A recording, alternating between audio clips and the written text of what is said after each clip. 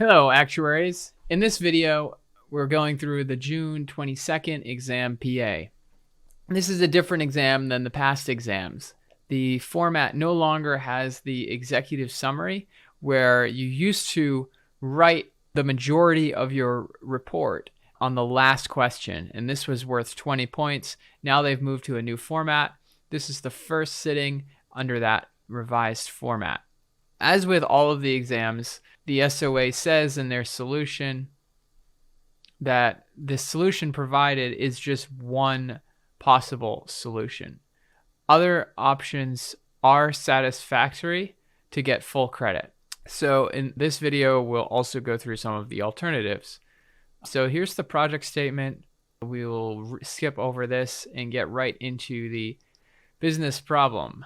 You work at ABC, a Canadian travel insurance provider that sells trip cancellation insurance, which covers prepaid expenses for a trip, flights, hotels, etc., in the event of trip cancellation. The product is increasingly attractive to travelers as the cost of trip increases. So right away, you can notice that you want to be selling insurance. So you don't know whether your goal is to make predictions or rather to just understand the data. You are part of a newly formed predictive modeling team in the marketing department of ABC to help the organization increase sales and profitability at their high-end product, which covers trips with at least $1,000 in covered costs. Recently, your manager recommended using a public data source to help you with overall predictive modeling efforts, the Canadian National Travel Survey. And then there's a footnote, and it says, adapted from Statistics Canada, National Travel Survey 2019. This does not constitute an endorsement by Statistics Canada for this product. A model was built on this data, may help provide insight relevant to the marketing department regarding which travelers are in the target market for the high-end trip cancellation insurance. Your manager has provided the following data dictionary and 10,000 records from selected columns of the survey data in a file called June 22nd data CSV. So you can see 10,000 samples is fairly large, which will allow for different types of machine learning models. And there are 1, 2, 3, 4, 5, 6, only 7 variables.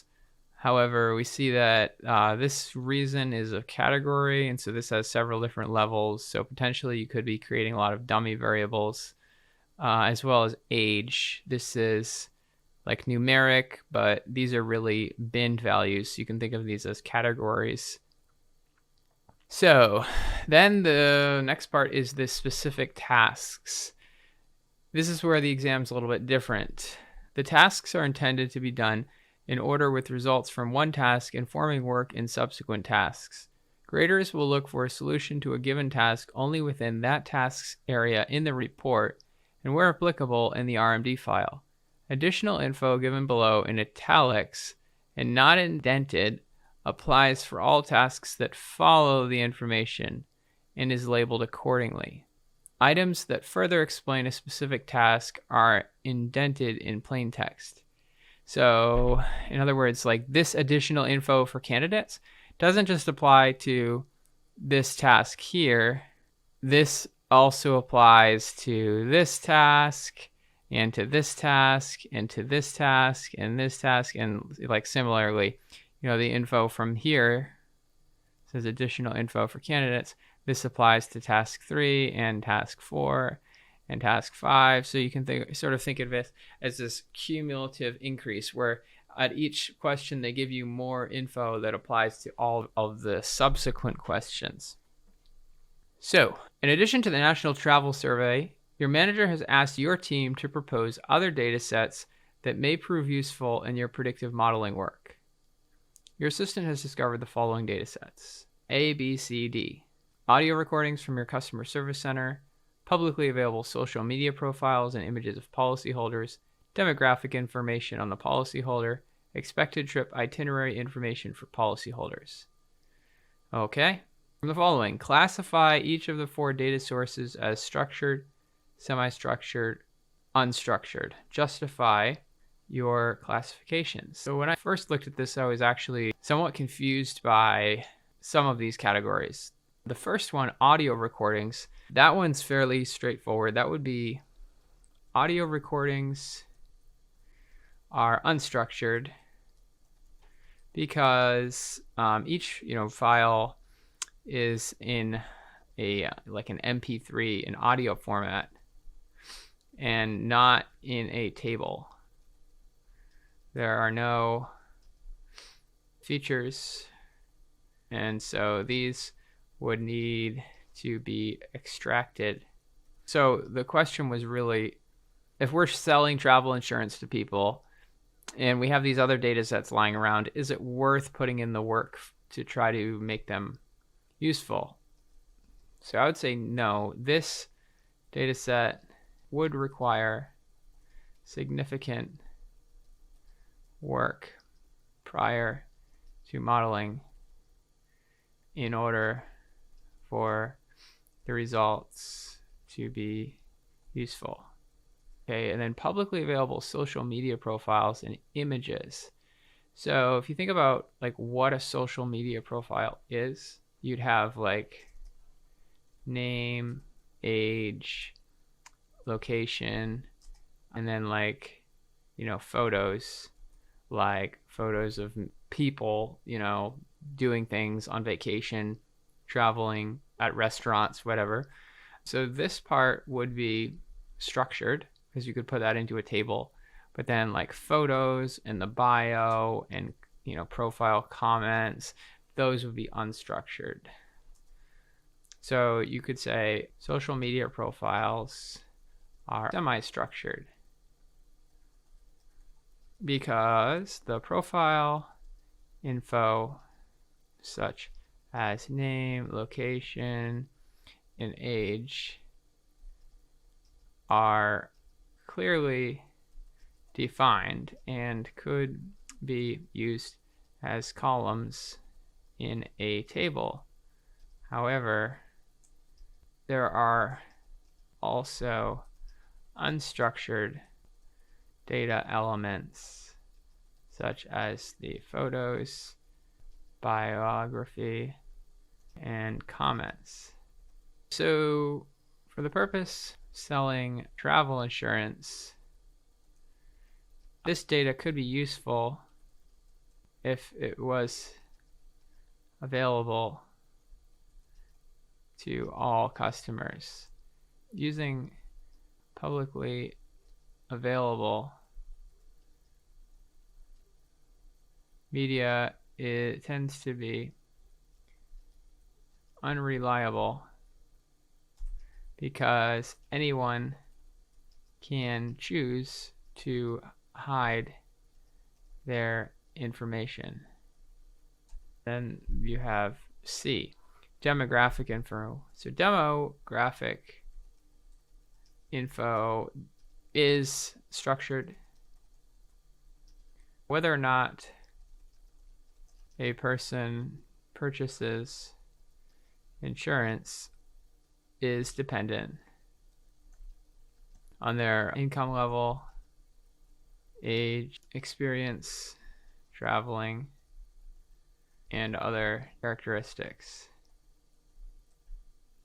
And then finally, expected trip itinerary info of policyholders. So itinerary data set would have like a person's name, their ticket number, and then the origin and the destination. Like if you're flying from New York to San Francisco or Boston to Chicago, you'd have like this type of itinerary, as well as like the specific flight that you're on, or the specific train. So this is also semi-structured.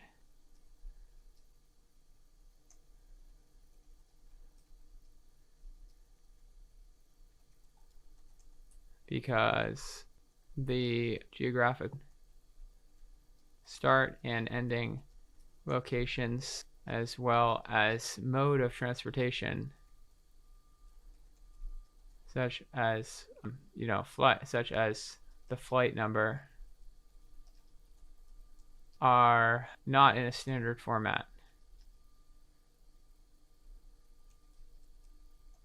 We would need to create columns using text for city and country information. Okay, and then the next part is assess for a general audience, your manager, the trade-offs of using each of the above data sources for this business problem. Your assessment should include considerations beyond the structure of the data, but shouldn't include one page. So you could format your answer in a few different ways. So let's format it like this. Let's say this is audio recordings. So if you're using audio recordings, what would be the advantages and disadvantages, or the pros and cons? Well, they're from your customer service call center, and remember, our goal is a Canadian travel insurance provider. So understanding our customer better by examining our phone calls could provide value. We may be able to discover what complaints customers have and then pass this info along to our customer service team. One disadvantage, though, is that the data is from existing customers, and so this effort would not help to acquire new customers. The next one, social media profiles. So social media, so Facebook or Google ads are a common way of attracting new customers. Using publicly available data, we could segment customers into different groups and then pass this on to marketing so that they could target their advertisements. And I know this might be a little bit more businessy than what the SOA expects. So you don't have to be that fancy. You could just say, like, social media could be useful for understanding our customers. One disadvantage, which we already talked about, was that wouldn't be available for all customers. Perhaps not everyone's on social media. Okay, demographic data set. Yeah, and also with social media, you also have potential ethical concerns. Is the potential ethical concerns around a person's race or other private information, whether this is legal to use for selling insurance. The same with this one. One major disadvantage is that private info would be in the calls, and we would need to take careful steps to address the ethical implications of using this data. And then, yeah, demographic info. This is the most general data set, and so would not have ethical concerns. Demographics are easy to acquire and do not change over time, which makes them stable for analytics. And then itinerary data set. This is well, it could be that people may purchase insurance more often in certain geographies or when traveling to certain countries. COVID did have travel restrictions and mask bans for some regions and not for others, and so including this info in the analysis would help us to explain why each customer chooses to purchase or not. And this has been somewhat of a long answer, and that's intentional. That's to give you more than you need. The answer said don't go over 1 page, and this answer is over 1 page. So the SOA said that quality responses to this question included the identification of different data types and the ability to communicate reasoning behind why certain data items may or may not be useful for the modeling problem. A majority of candidates were able to identify data sources as structured, semi-structured, or unstructured. Most candidates were able to identify reasons why or why not a certain data element would not be helpful, with the most popular response highlighting ethical concerns. Many candidates failed to recognize audio recordings had come from the claims process. Candidates failed to earn points if justification for a data source seemed boilerplate or was nonsensical. So when you're going through these answers, don't just copy the SOA's answer. Think of original ways of solving the problems. Additional info for task 2 and beyond. Before starting your modeling work, you asked your assistant to summarize the data. As part of this work, your assistant produced the following 4 graphs on a similar but larger data set. They're right here.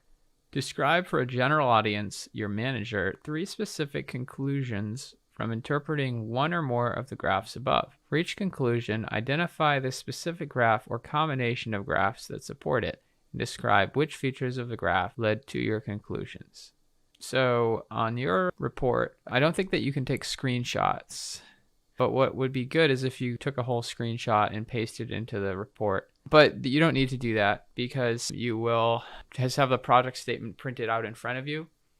I think you will have a pen with you, and so you can sort of draw on the graph, and just for your own insight, like if I'm looking at this graph, I see 2 variables, age and total cost, and I see right away that there's this big increase here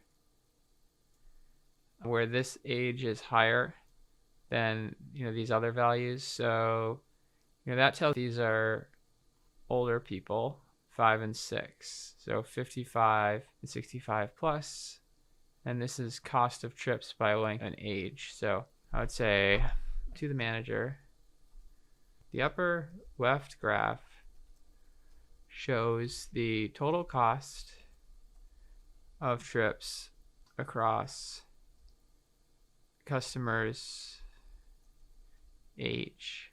Well, our goal is to sell as much insurance as possible, and so we should target our efforts on older people who spend more on travel. Ages 5 and 6 along the horizontal axis represent people of age 55, 65, and 65 above, respectively. Bars twice as high as younger people.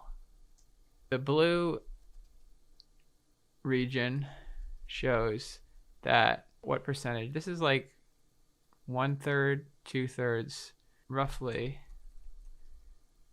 2/3 of these trips are on extended overnight stays where 2 or more days are spent traveling. Okay. And then let's look at this graph here. Yeah, this shows the percent breakdown of trip costs. So notice that this trend is kind of flat. So this tells you that for all ages, the percent of trip cost is equally distributed. In other words, people spend the same percentage on, 0-night trips or like day trips. So this is like 80% to 1%. So 20% of the trips are on day trips, right? That's like 20%. And then this is like 10% green. And then this is like 70%. The upper right graph proves that people spend the same average amount per day, regardless of how old they are. Short day trips comprise about 20% of total trip costs for all customers over the age of 2. What is 2? 2 is 25. The leftmost bar, where age is 1, represents people aged 18 to 25. This cohort of young people spend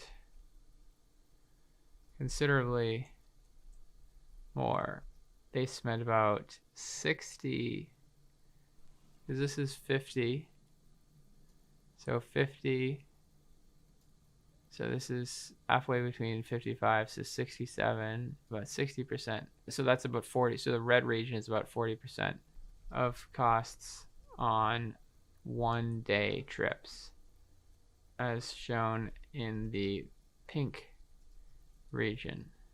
The height of the pink bar, which spans from 0.6 to 1, is an area of 0.4 or 40%. Okay, now let's look at this graph. The lower left graph shows the count of trips. I see the same trend as the top graph, where there's this, increase here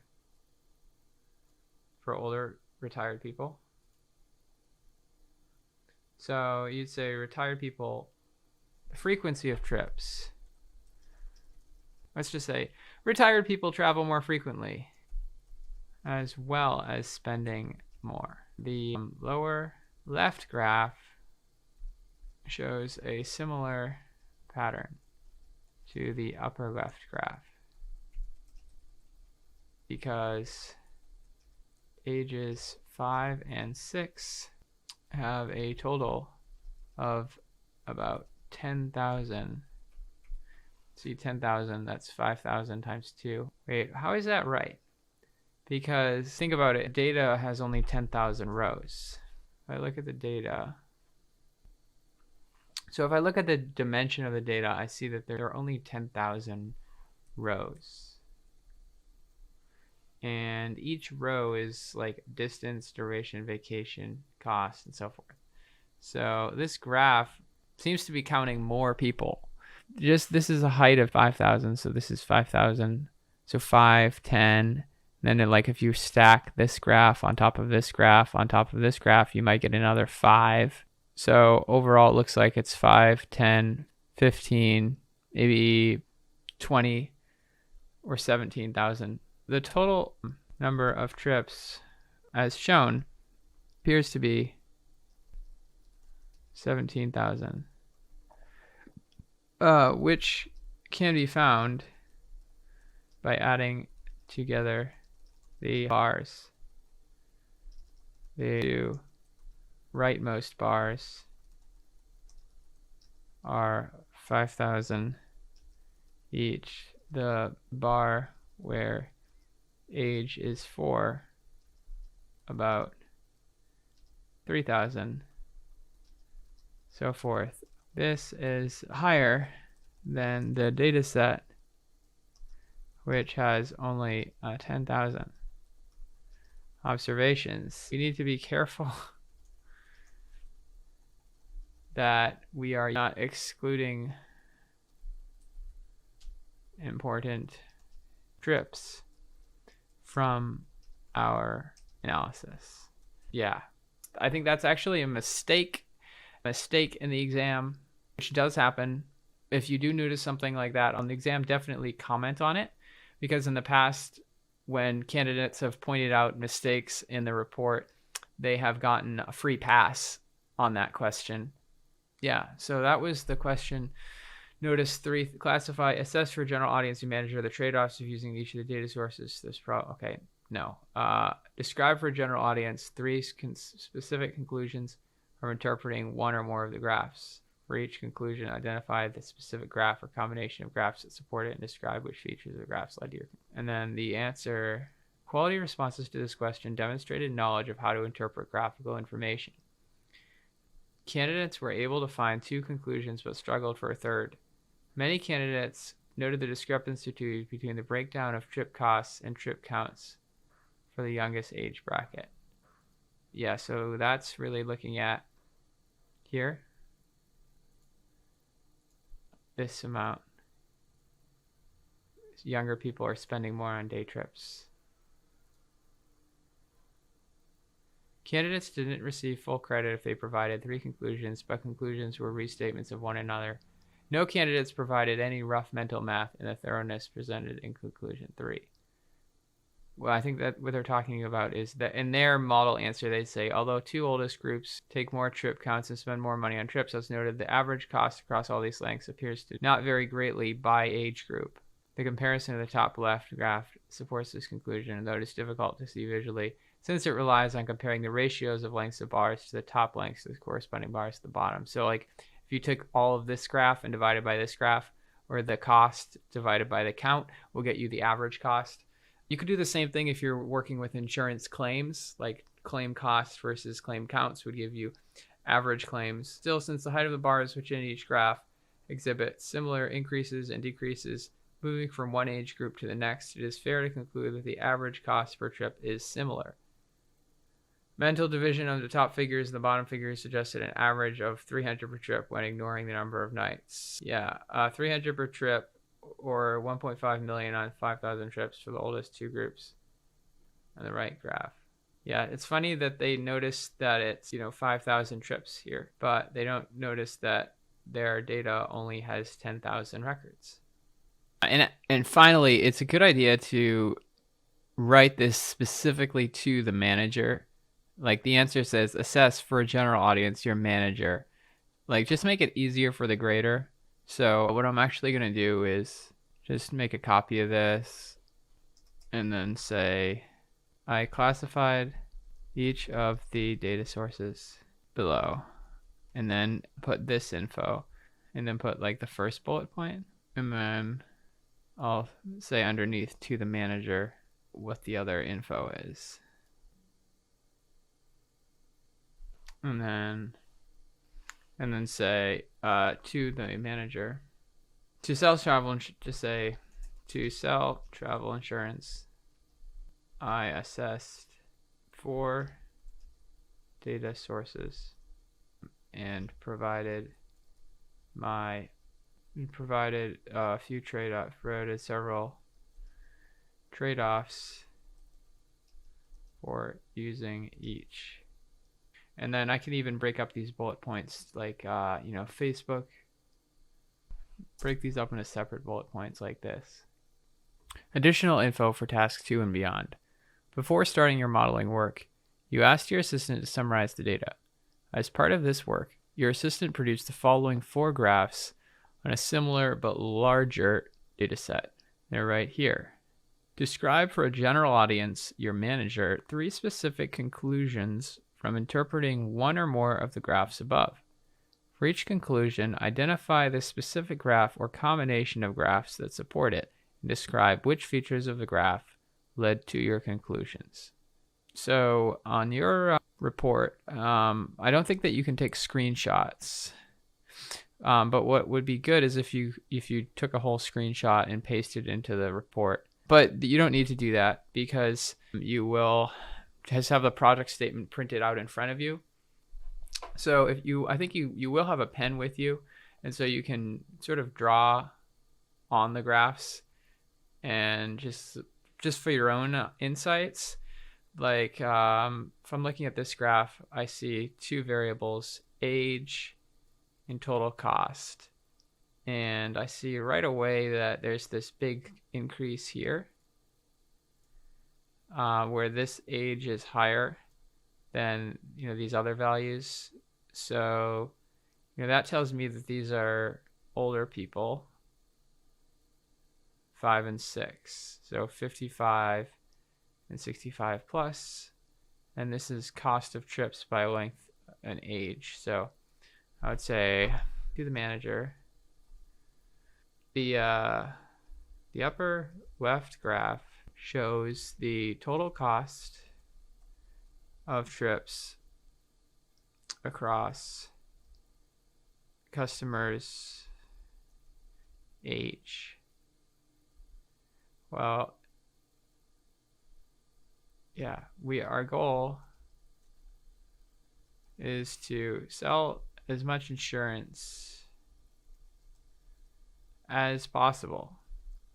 And so we should target our efforts on older people who travel more, who spend more on travel. Ages 5 and 6 along the horizontal axis represent people of age 55, 65, and 65 above, respectively. This is almost the bars twice as high as younger people. The blue region shows that what percentage. This is like 1/3, 2/3, roughly 2/3 of these trips are on extended overnight stays where 2 or more days are spent traveling. Okay, and then let's look at this graph. So we see here, well, we can look at, this one. This shows the percent breakdown of trip costs. So you notice that this trend is kind of flat. So this tells you that for all ages, the percent of trip costs is equally distributed.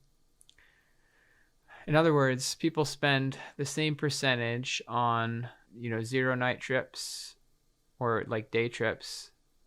So this is like 80% to 1%. So 20% of the trips are on day trips, right? That's like 20%. And then this is like 10% in green. And then this is like 70%. The upper right graph shows that people spend the same percentage on trips per day on average. The upper right graph shows that people spend the same percentage on trips shows, yeah, the upper graph, let's say, proves that people spend the same average amount per day across, regardless of how old they are. Short day trips comprise about 20% of total trip costs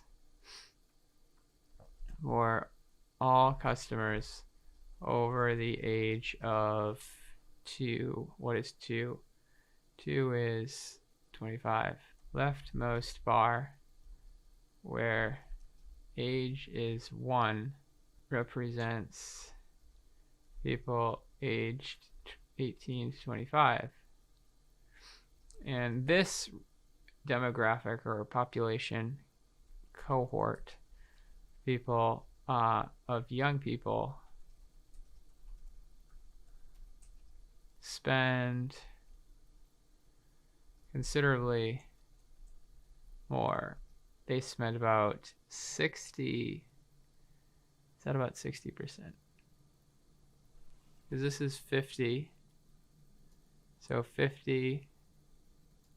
So this is halfway between 55. So 67. About 60%. So that's about 40. So the red region is about 40% of costs on 1-day trips, as shown in the pink region. The height of the pink bar, which spans from 0.6 to 1, is an area of 0.4 or 40%. Okay, now let's look at this graph. The lower left graph shows the count of trips by length of it. So this, I see the same trend as the top graph, where there's this, increase here for older retired people. So you'd say retired people, the frequency of trips for, let's just say, retired people travel more frequently, as well as spending more. The lower left graph shows a similar pattern to the upper left graph, where because ages 5 and 6 have a total of about 10,000. See, 10,000, that's 5,000 times 2. Wait, how is that right? Because if you think about it, in this data set, the data has only 10,000 rows, right?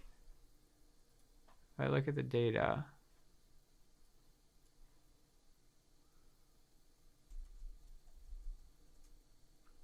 so if I look at the dimension of the data, I see that there are only 10,000 rows. And each row is like distance, duration, vacation, cost, and so forth. So this graph seems to be counting more people, right? Because just this is a height of 5,000, so this is 5,000. So 5, 10. And then if you stack this graph on top of this graph on top of this graph, you might get another 5. So overall, it looks like it's 5, 10, 15, maybe 20 or 17,000. The total number of trips, as shown, appears to be 17,000, which can be found by adding together the bars. The two rightmost bars are 5,000 each. The bar where age is 4, about 3,000, so forth. This is higher than the data set, which has only 10,000 observations. We need to be careful that we are using, not excluding important trips from our analysis. Yeah, I think that's actually a mistake in the exam, which does happen. If you do notice something like that on the exam, definitely comment on it, because in the past, when candidates have pointed out mistakes in the report, they have gotten a free pass on that question. Yeah, so that was the question. Notice 3, classify, assess for general audience and manager the trade-offs of using each of the data sources. Okay. Describe for general audience 3 specific conclusions from interpreting one or more of the graphs. For each conclusion, identify the specific graph or combination of graphs that support it and describe which features of the graphs led to your conclusion. And then the answer, quality responses to this question demonstrated knowledge of how to interpret graphical information. Candidates were able to find 2 conclusions but struggled for a third. Many candidates noted the discrepancy between the breakdown of trip costs and trip counts for the youngest age bracket. Yeah, so that's really looking at here, this amount.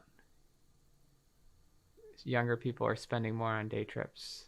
Candidates didn't receive full credit if they provided 3 conclusions, but conclusions were restatements of one another. No candidates provided any rough mental math in the thoroughness presented in conclusion 3. Well, I think that what they're talking about is in their model answer, they say, although 2 oldest groups take more trip counts and spend more money on trips, as noted, the average cost across all these lengths appears to not vary greatly by age group.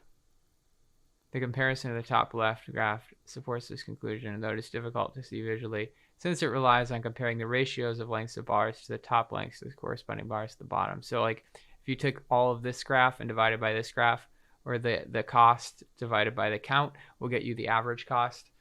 You could do the same thing if you're working with insurance claims, like claim costs versus claim counts would give you average claims. Still, since the height of the bars within each graph exhibit similar increases and decreases moving from one age group to the next, it is fair to conclude that the average cost per trip is similar. Mental division of the top figures and the bottom figures suggested an average of 300 per trip when ignoring the number of nights.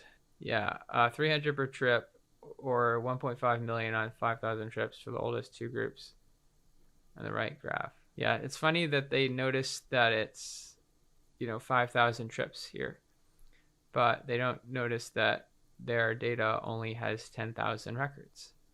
Additional info for task 3 and beyond.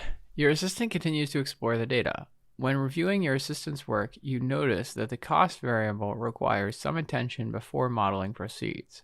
Your assistant's initial 2 graphs, which you can see if you run the code in the RMD file, depicting the variable do not fully reveal the issues with cost. You alter one of the graphs to get a better view, and then make a first edit to cost. Let's see. So, first edit. Right here. So there I see the graph. So there's the cost on the x-axis, a cost on the y-axis, duration on the x-axis, and yeah.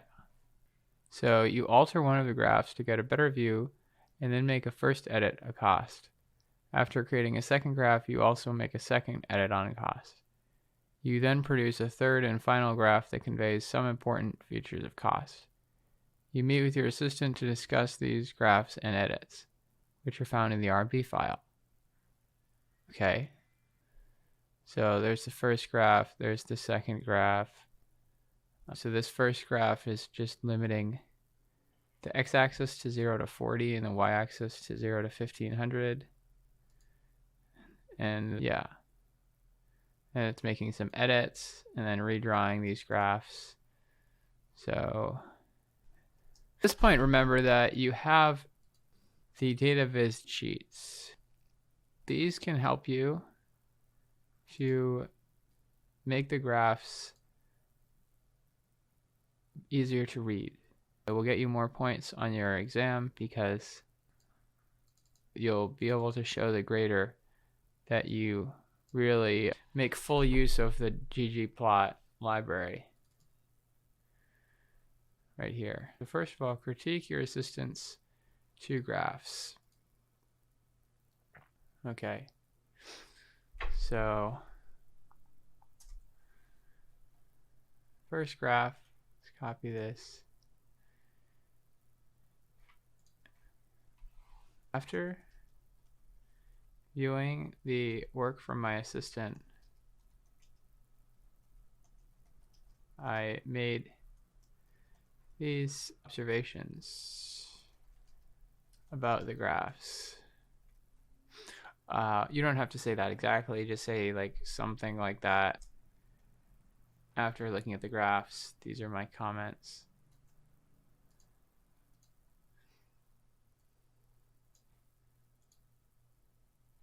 Scatter plot. So this scatter plot could be improved in several ways. First of all, there's no title. And so improve this graph by add a title so that the audience can understand the purpose of the graph. Add that the data is actually filtering out some rows. See, from 0 to 40 and 0 to 1500. And if you look at summary data raw, duration goes from 0 to 81.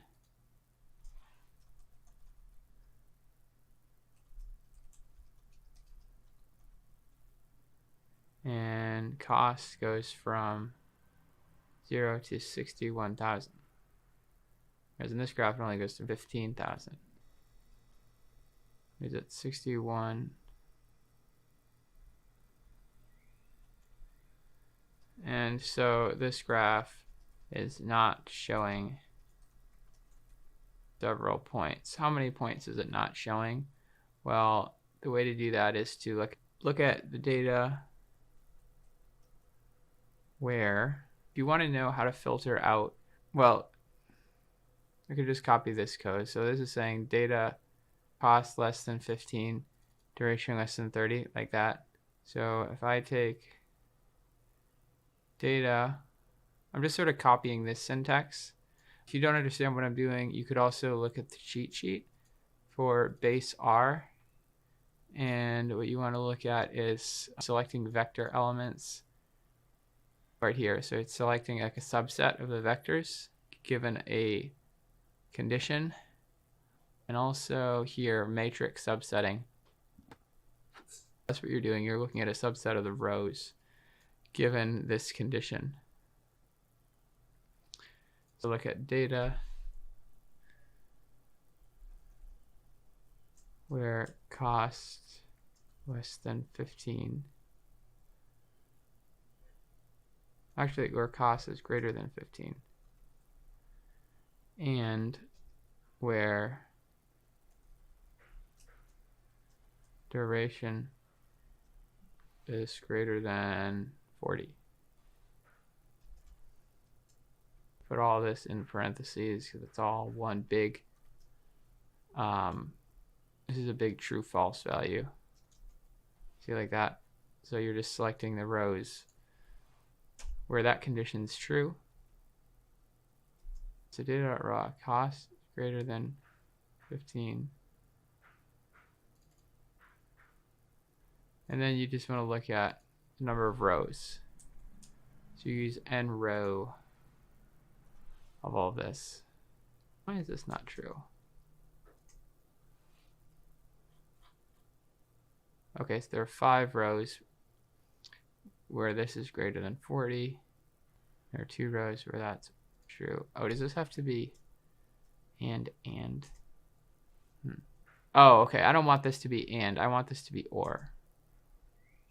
If there are any rows that are outside of the graph here, so that are like, you know, way over here, or any points that are off here that are outside of the graph, then they're not shown.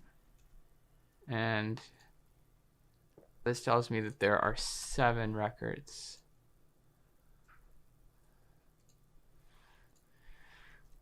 Add a caption which says that there are 7 trips which are not shown on the graph because they are outside of the axes range. And then add a comment in the RMD file to say what you're for edit 1 for graph 1. And then here's the second graph. Well, other things that you could note about this graph is that all these points lie on top of each other. So the way I would fix that is make the points transparent so that overlapping points can be, so that data density. Also, I don't know what type of regression line this is. You know, there are different types of lines. It could be weighted regression, unweighted regression. So clearly label the type of regression line which was used so that the blue line is not ambiguous as to weighted or unweighted least squares is used. Optionally, you could also add dollar signs to the y-axis. And then moving on to the second graph, that's here.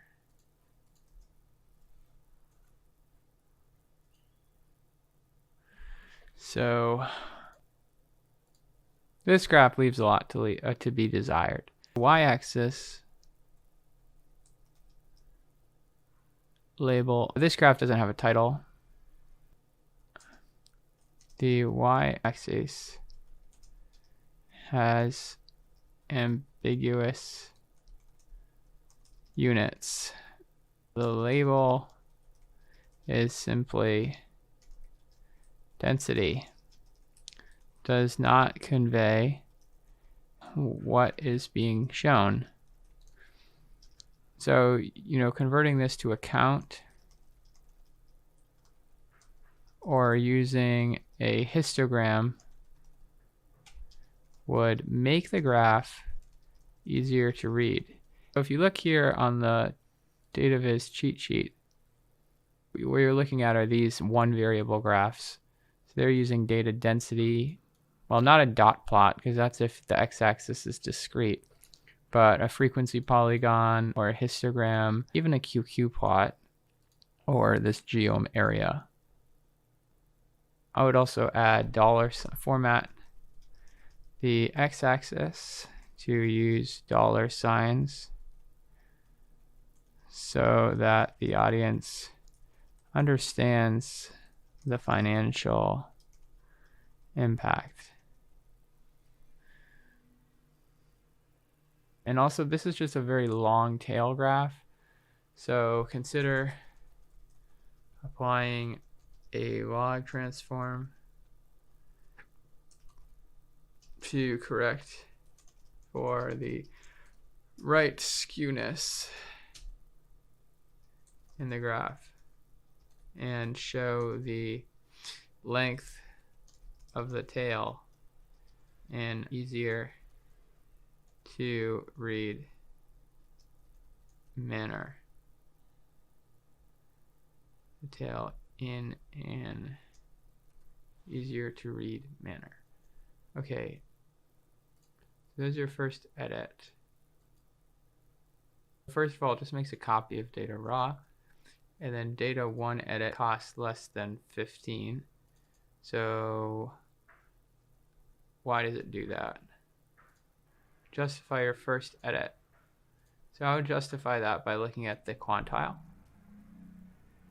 So we're saying cost less than 15. And so that's the third quantile. 75% of the data is that. You could also look at quantile cost and see 75th percentile. This function, if you want to know exactly what what percentile is that, well, you actually just need to look at the number of points that are greater than it. If you just look at data raw and row where data raw where cost is greater than that, or rather you want to look at the length of this. I'm sorry, the sum, the number of true values. There are only two values that are greater than 15. It says run but do not change this code unless it results in an error. It doesn't result in an error, and we're not changing this code. What we're doing is sort of just doing our own like detective work. So my assistant's first edit was to remove two observations where cost is above 15,000. Out of 10,000 observations in the data, this is justified. And then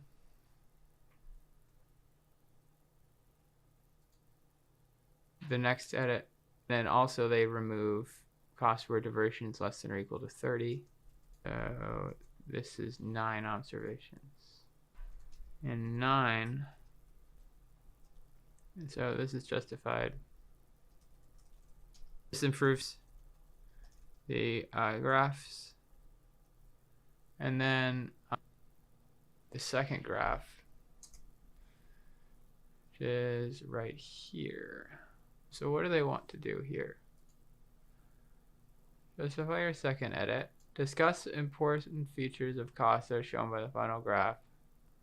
So your second graph, so is your first graph your first edit?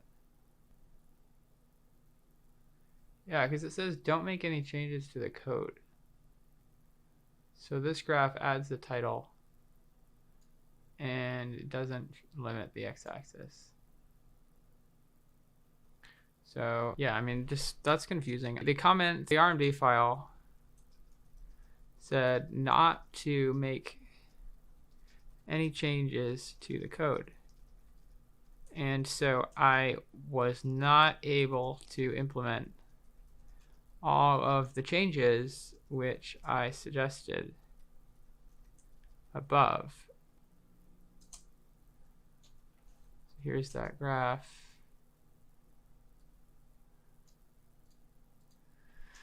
The graph below fixes the error of the missing title and shows all of the points, including outliers, which shows that the regression line, it fails to explain several points which have a low duration but a high cost. Yeah, I mean, they didn't fix the other things, so I said like add dollar signs to the axis, add a caption that tells you how many points you're missing, format the clearly label the type of regression line, they didn't do those things, right? And then the next one is here. So this graph below added a title. Cost goes from 0 to 60. 0 to 60, that was the same. Units on the y-axis, still the same. And then your third graph,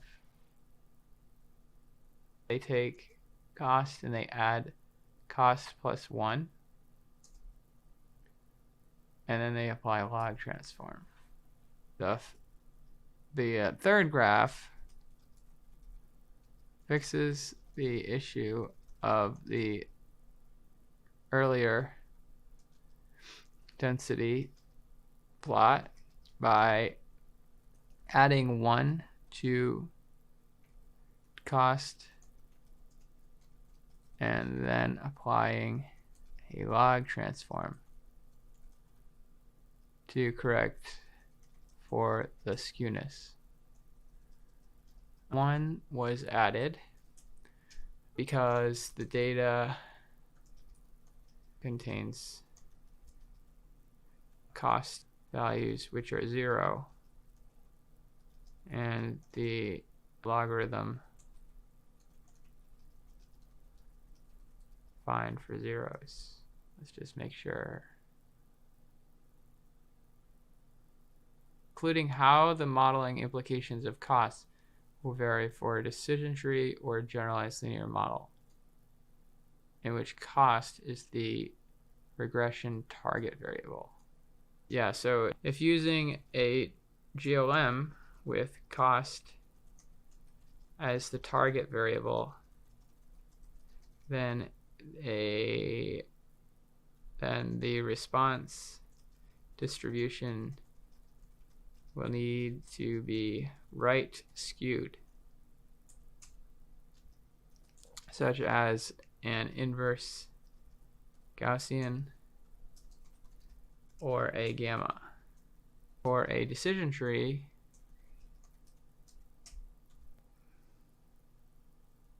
which makes predictions by taking the mean of all values in the terminal nodes, applying a log transform would potentially improve the model by correcting for skewness. The mean is sensitive to outlying values, so using a log of cost as the target corrects for skewness in the terminal nodes.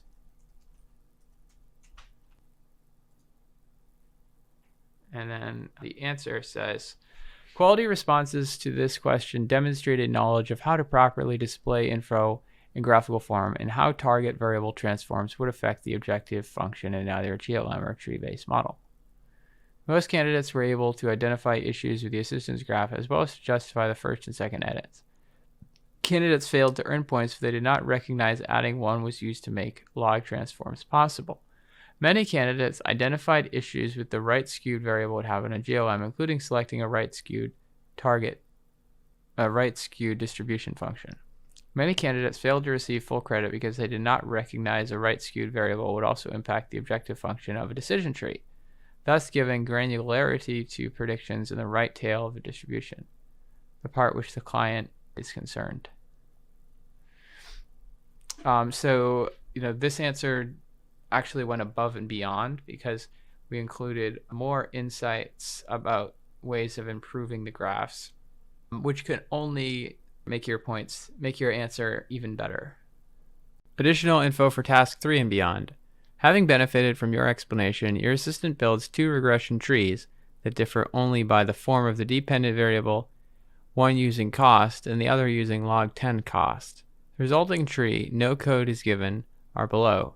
Your assistant is surprised by how different they are and is not sure which one to use. Just then, your manager stops by and wants to know more about what the interesting diagrams mean for the trip cancellation insurance product. So here are the two trees, some of the things. So perform the following. Writing for your general audience, your manager. Describe the important differences between the two trees and explain why they occur. Recommend which tree is preferable. Okay, so what are the things that are the same? Well, first of all, the height is 1, 2, 3. And the height here is 3. And then there are 1, 2, 3, 4, 5, 6, 7, 8 nodes. Okay. And it's the same shape, but otherwise these are completely different. You can see that the distance variable is different. Like this is using distance, this is using duration, this is using, duration. So the nodes are completely different. And then if you look at the values here, this value is the prediction. So 132, and this prediction is only 1.706. So this is using the cost, right? Because if you take like the log of like 100, it will be like somewhere like a small number. And then the percentages here are the distribution. So you can see that the distribution on the top tree is completely different than the distribution on the bottom tree. If you were to draw like a histogram of these, this would be like 50%, 15, 23, and then it's really small, like 2%, 1%, 5%. So it would be like this, and then just like flat. For this tree, it would be, like 25, 9, 25, 7, and then a little bit higher, like that, right? So there's a lot more density in this right side than this tree. So yeah, that's what it would. So to summarize, the two trees are very different. First tree uses the cost value, and the second uses the log of the cost plus 1, which results in a different structure. The first tree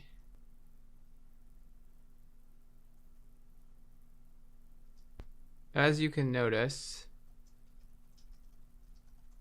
the first tree has different variables in the branches, which can be seen in the diagram. The outputs of the predictive model are different as well, because the first tree uses the numbers in the bubbles in blue, which are called the terminal nodes. Smaller are larger. The shape or the distribution of the outputs is wider, more spread towards higher cost trips in the second tree, which can be seen from the percentages shown. So for the purpose of making travel predictions, the second tree is more fitting because there are more values for expensive trips. Recommend which tree is preferable for informing the trip cancellation insurance product. Justify your recommendation. So I was somewhat skipping ahead because I had already read this question. We suggest that the second tree will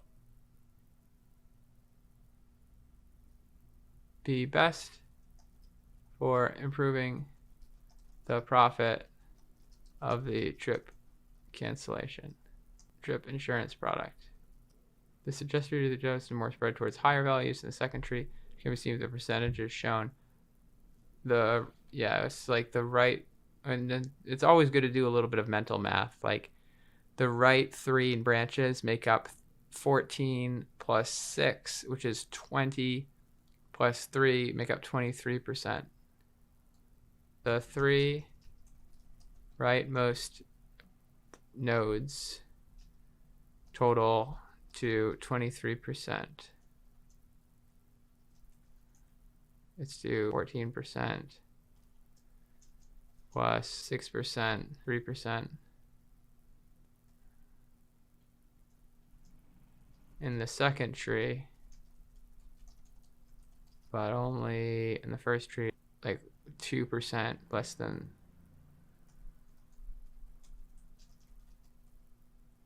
and 4%.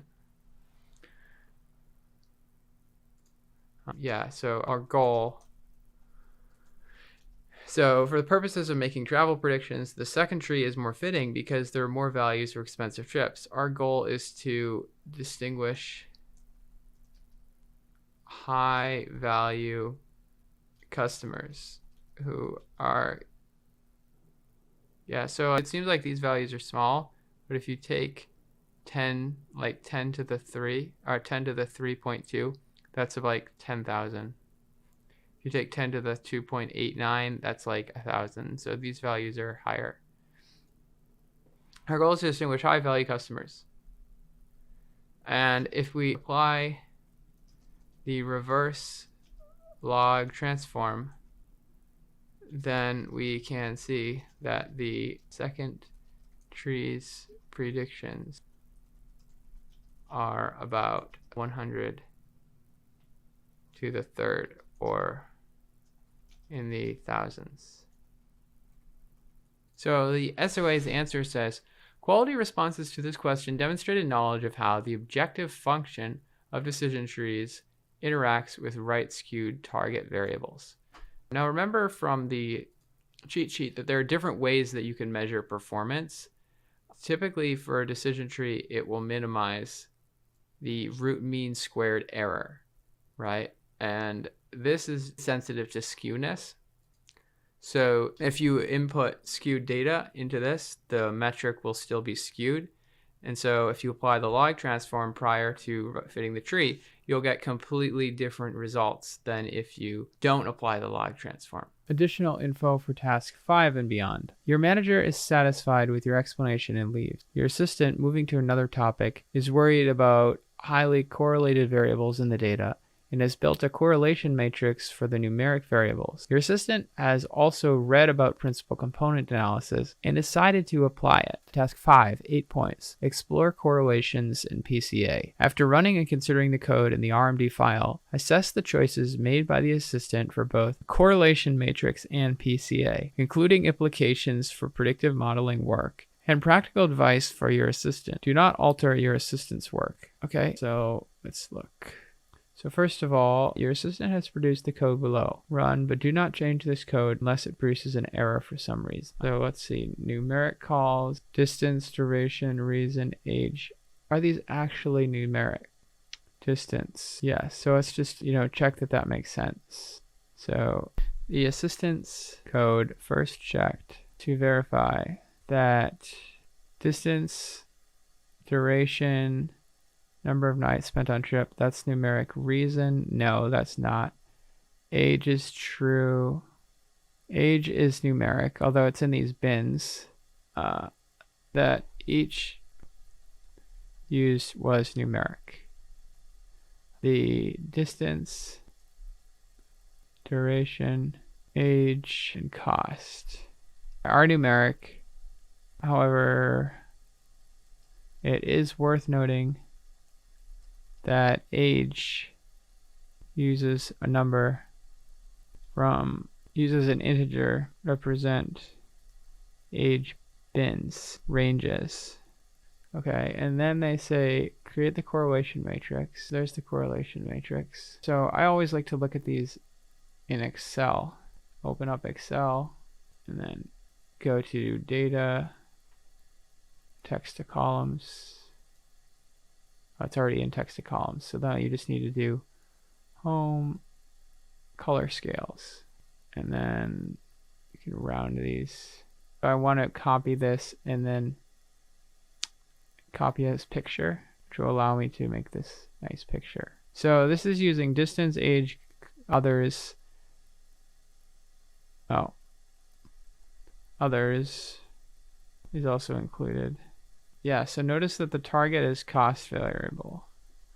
The target variable is included, which is useful for telling us which variables are likely to be predictive. So, for example, distance and cost, as well as duration and cost, are highly correlated values of 57%, 55%, indicating that these are strong predictors. And then duration and distance correlated as well. And then these are, let's say that they're correlated positively. And then like duration and age, these are weaker correlations. Have a weak negative of 12%. And notice that because, let's see what the answer says. Your assistant, moving to another topic, is worried about highly correlated variables in the data and has built a correlation matrix for the numeric variables. But why is the assistant worried? Well, which can be a problem. That can be a problem because if you use highly correlated variables in linear models, you result in a singular valued model matrix, which means that matrix doesn't have an inverse, and so the regression algorithm doesn't work. And then you get coefficients that are NA. This is also called multi-collinearity problems, which results in multi-T problems because the model matrix does not have an inverse. The singular, the matrix, the data, the algorithm is unable to converge, which results in coefficients which are nonsense. The way to resolve this problem is to remove either distance or duration from the model. This is a problem with GLMs especially. For decision trees, the problem is mitigated because of the automatic variable selection which takes place. Okay, and then now let's see what they do for PCA. So there's PCA, and it's running on, edit 2 of the data, which I see is, the earlier data that removed the outliers, and it's centering and scaling. The code was set up correctly to perform centering and scaling of the variables prior to running PCA. This is essential because PCA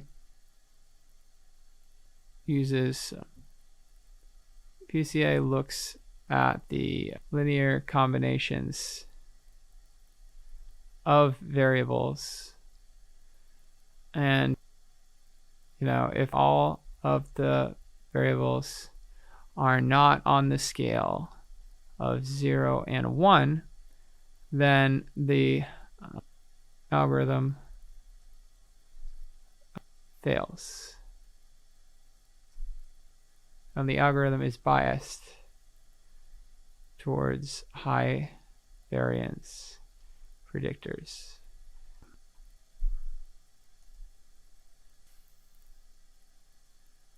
And then it looks at the rotations, the summary, the scree plots. So I don't need to include all of these in the report. So it's enough to just comment on them.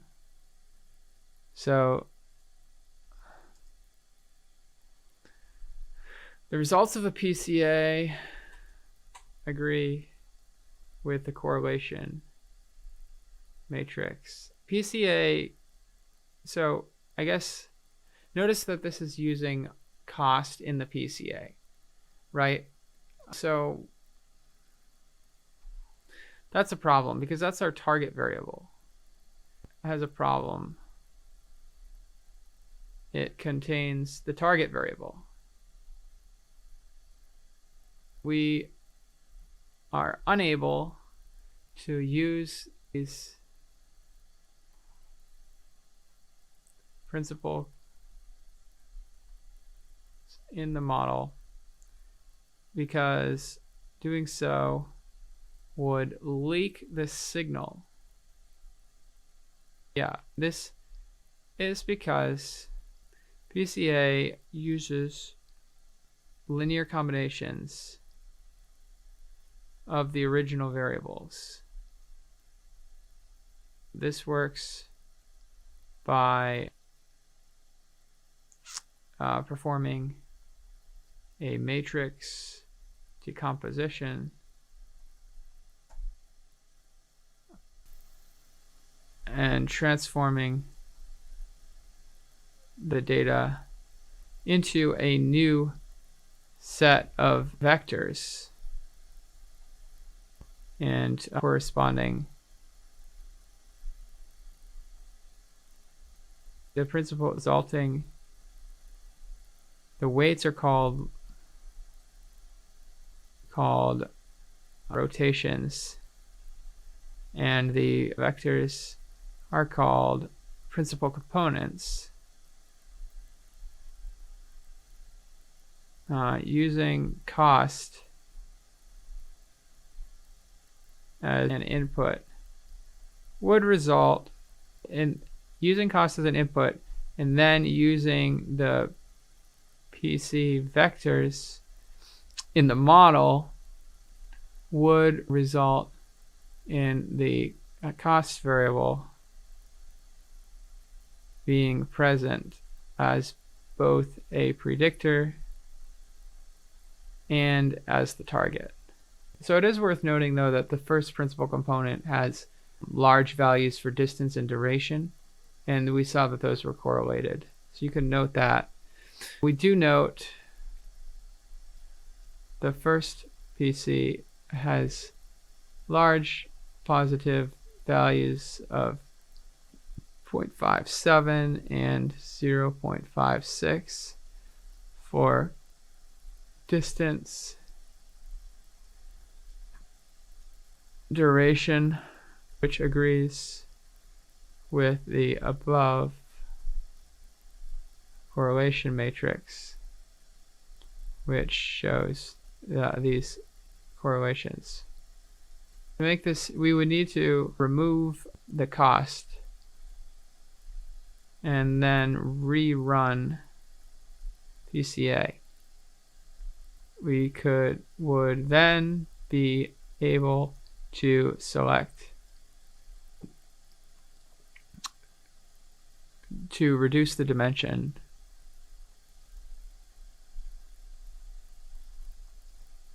by only selecting a few of the PCs in the model.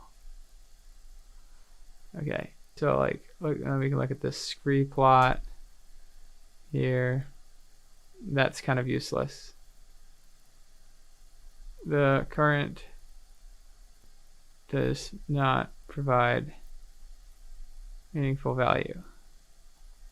Okay, let's look at what the answer says. Explain how PCA can be used to develop features in a supervised. Additional info for task 6 and beyond. After trying out PCA, your assistant does not understand how PCA, an unsupervised learning technique for dimension reduction, can be used to generate features for a supervised predictive model. The assistant wonders whether running a generalized linear model, GLM, with lasso regularization would be a preferable alternative for dimension reduction. Task 6, 8 points. Discuss dimension reduction techniques. Perform the following. Explain how PCA can be used to develop features for a supervised predictive model.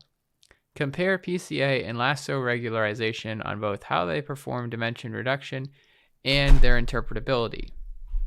So first of all, this is just called discuss on the question, which means that you don't need to write any code. So let's say PCA, principal component analysis.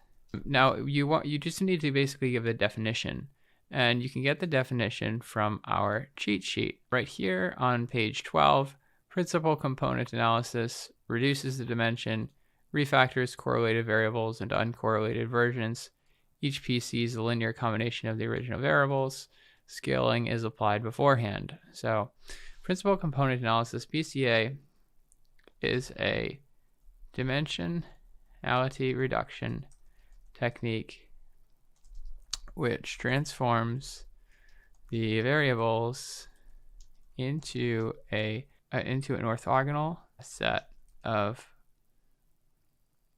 vectors called principal components along with a set of weighting terms known as, this can be used in a supervised model by taking the principal components, by using the principal components as features. Only a subset of the PCs can be used so that the dimension of the data is reduced. And then the next part was compare PCA and lasso regularization on both how they perform dimension reduction and their interpretability. So when we look at lasso, we know that this is a type of GLM, and it's right here under penalized regression. So we look at the lasso, we know that this removes variables, and it does that by using a penalty term, which is the log likelihood divided by n plus the sum of the absolute values of the coefficients. The lasso, also known as elastic net regression with an L1 penalty term, is a type of GLM. In an ordinary GLM, only the likelihood of the data, the likelihood of the response given the value of the target variable is used as an objective function. However, in a lasso, there is an additional term which is equal to the sum of the absolute values of the coefficients. This has the effect of setting coefficients equal to 0 and thereby removing them from the model. PCA is different from lasso because PCA is unsupervised, whereas lasso is supervised. The code for this problem or PCA is not meaningful because it contains the target variable, and unsupervised learning does not contain a target. If you look at the official answer, they say quality responses to this question demonstrated more detailed knowledge of PCA mechanics for feature generation, selection principle components for modeling, and how lasso regularization can shrink coefficients to 0. So other things that you could have talked about would be like the way that you select features in a lasso by looking at the plot of the lambda value against the size of the coefficients, or in the case of PCA, how you look at the percent variance explained against the number of principal components. And then many candidates failed to receive full credit as they did not provide a quality comparison of PCA and lasso and how they performed dimension reduction. Comparisons of PCA and lasso unrelated to dimension reduction did not receive credit. So like another thing that you could say is like PCA removes variables by the user looking at the graph of the percentage of variance explained and then selecting a subset of variables. Or to say we would use a lasso to reduce the dimension by examining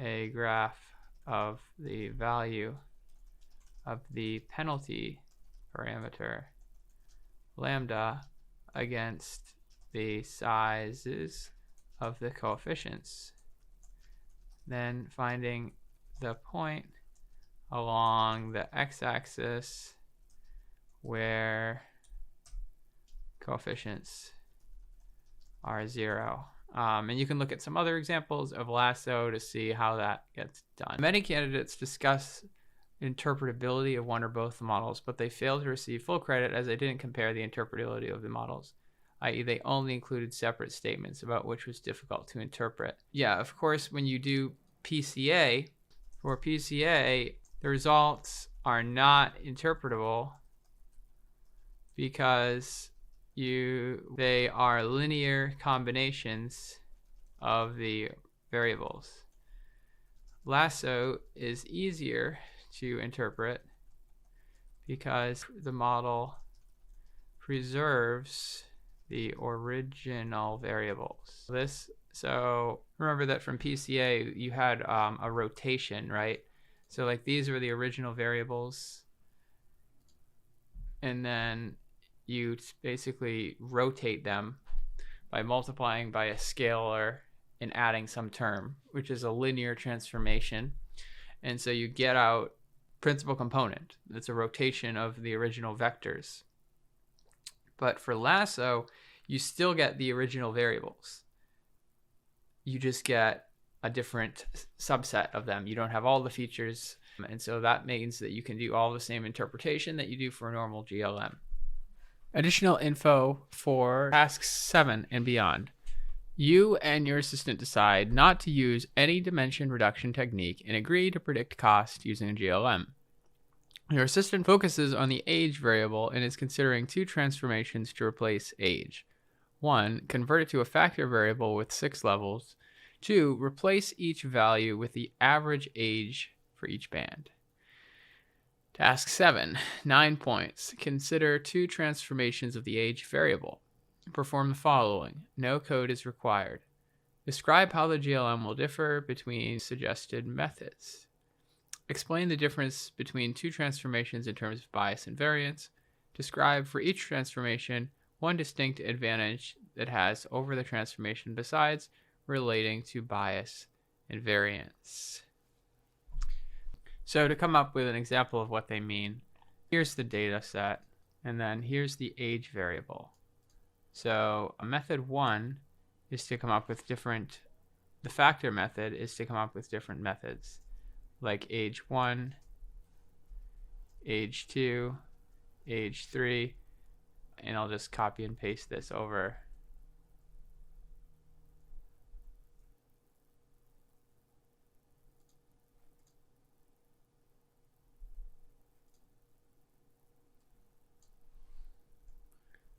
And each of these is 0 or 1. So this is 1, age 6. This is 1, 5, 5, 5, etc., etc. And then all of these other values are zeros.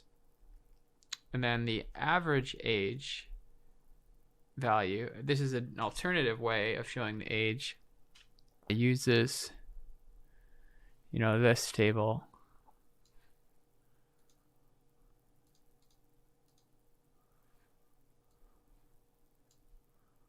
So you have age and value 1, 2, 3, 4, 5, 6, and it's the average of 19 and 24. This is the average of 25, 34.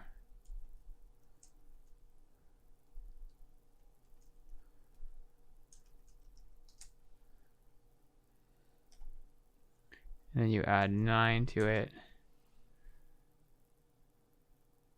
Or rather add 10 to it. Yeah, well, this is the average like that. And then the average age is VLOOKUP of this, right?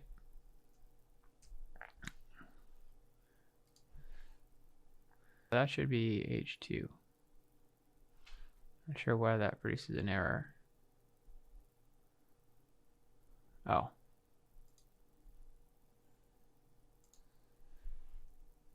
So obviously you won't use Excel on the exam. This is just for illustrative purposes. But there you can see what the two, this column or this column. So obviously you won't use Excel in your real exam, but this is just for illustration purposes. The factor method uses all these dummies, and the average method uses just this one. So if you're using all of the dummy variables, you actually have 6 variables, so you can actually delete this one. Because if you know that if, like take this one, this row for example, these are all 0, and so you automatically know that it has to be an age 6, right? So that's the base level or the intercept term. So you only add 5 variables. So in the bias variance trade-off, you have more parameters, which is synonymous with higher variance. So the variance of the model would be higher. So the variance is the amount by which the model will change given different training data, or the expected loss from the model being too complex and sensitive to random noise. So when this increases, when you have more parameters, the predictions will be more exact. So this will be higher, but the bias will be lower. The bias is not being complex enough to capture a signal in the data, or the simplifying assumptions made by the model. On the other hand, if you use just a single variable, this average, then you have only one variable. And because you have only one variable, the bias will be higher because you don't have as many parameters to specifically match to the data. However, if this is lower, this is higher, then this will be lower because you don't have as many parameters, and this is higher because it's making more rounding, more simplifying assumptions. So in both cases, the irreducible error is the same. So the two suggested transformations of age will change the bias variance decomposition of the model's error terms. The factor variable method would add 4 variables to the model because there are 5 levels, not counting the base level and the original age. So this would increase the variance because of the additional parameters, and so the model would closely match what the age values in the training data. On the other hand, the average age value would lower the variance because there are fewer parameters and because averages tend to reduce variance. So yeah, this would be accomplished by setting all trips with age equal to 1 to 21.5.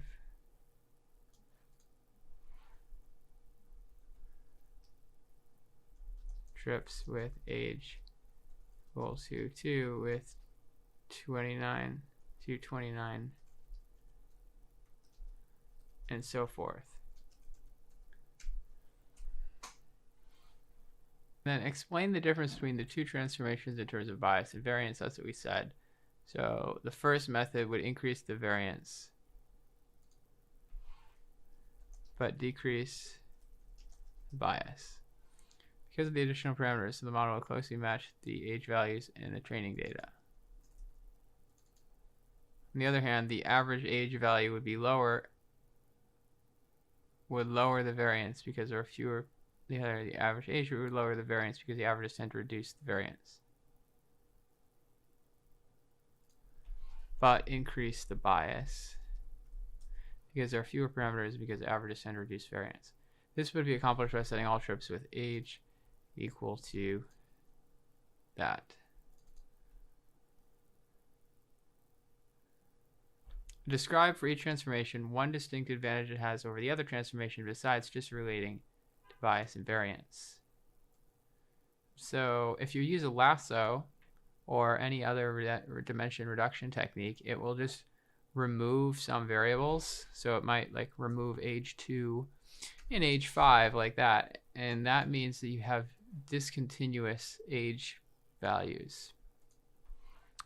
The factor method would potentially be less interpretable if when a variable selection method is used. Non-continuous age values may be present if their age factor levels were removed. Also, decision tree splits which can use specific factors may have rules which use non-continuous values. For the average method, one advantage is that interpretability would potentially be easier with these scenarios because only a single coefficient, single variable would be used.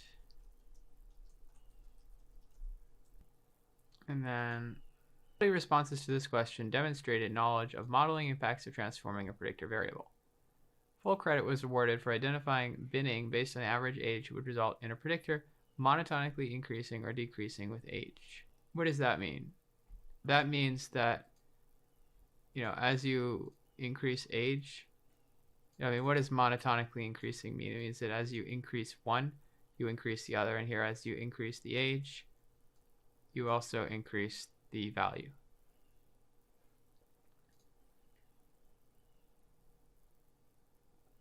Binning would allow for non-linear impact of age. Oh yes, so also non-linear and also interaction effects. The factor method, well, if interaction effects occur so like if you're in a tree, you could have a split that's like age dummy 1 is equal to 2, right? That could be a split. Or age dummy 3 is equal to 1. Let's say that. Right? Like let's say you had a rule that was like this in a decision tree. You could also just have that same rule that would be like age in 1 or 2, right? So if you used a decision tree, you could have interaction between the variables regardless of which method that you used. Additional info for task 8 and beyond. Your manager returns having thought more about the regression trees shown earlier and wonders whether you should instead build a classification model that predicts whether the cost is at least 1,000. The manager is unsure about which will better help ABC understand the market for its trip cancellation insurance. This sounds like a difficult manager to work with. First, he tells you to train a different model, and then he changes his mind and tells you to do something completely different. And this is frustrating. When you're sitting for the exam, you'll just work and you'll work and you'll work, and then they might tell you to do something just to test your patience to see if you are reading the instructions. That's part of the difficulty of the question. So watch out for that. Task 8, 8 points.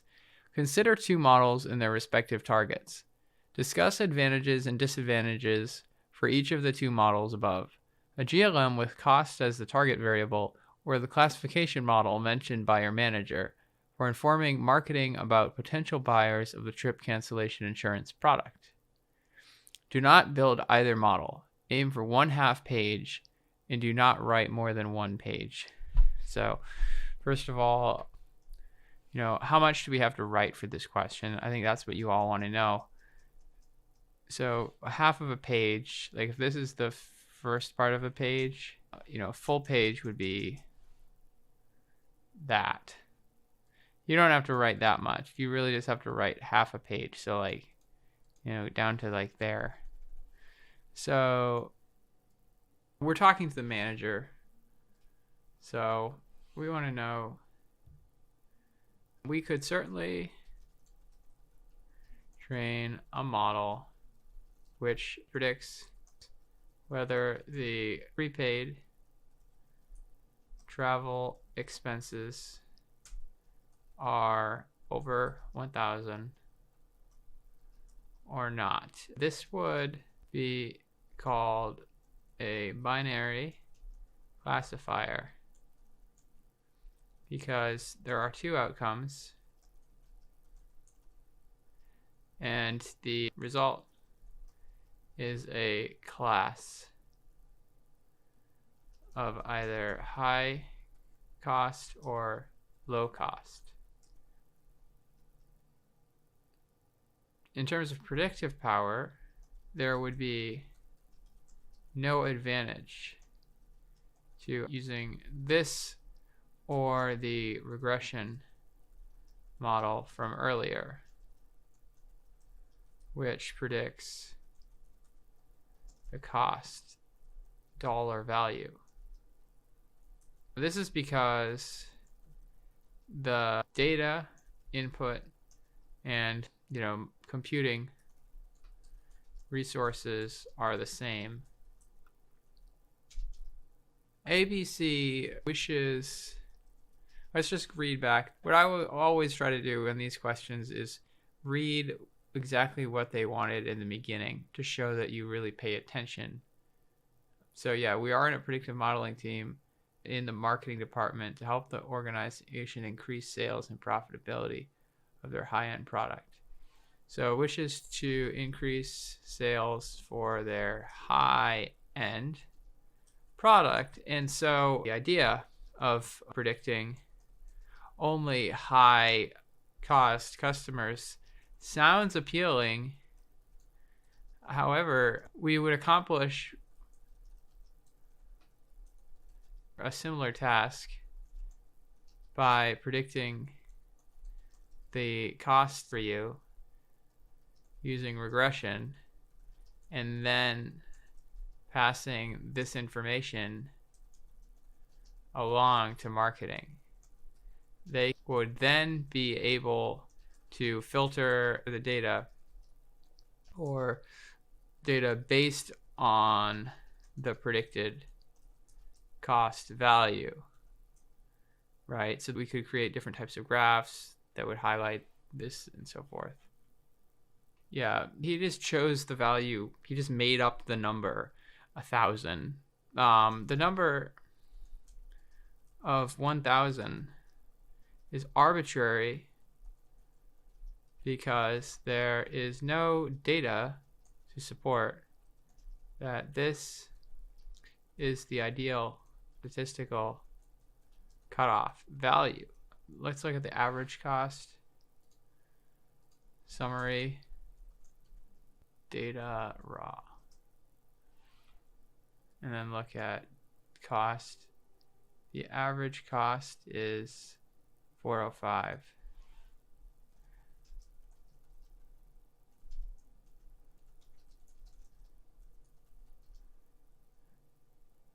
Is less 150.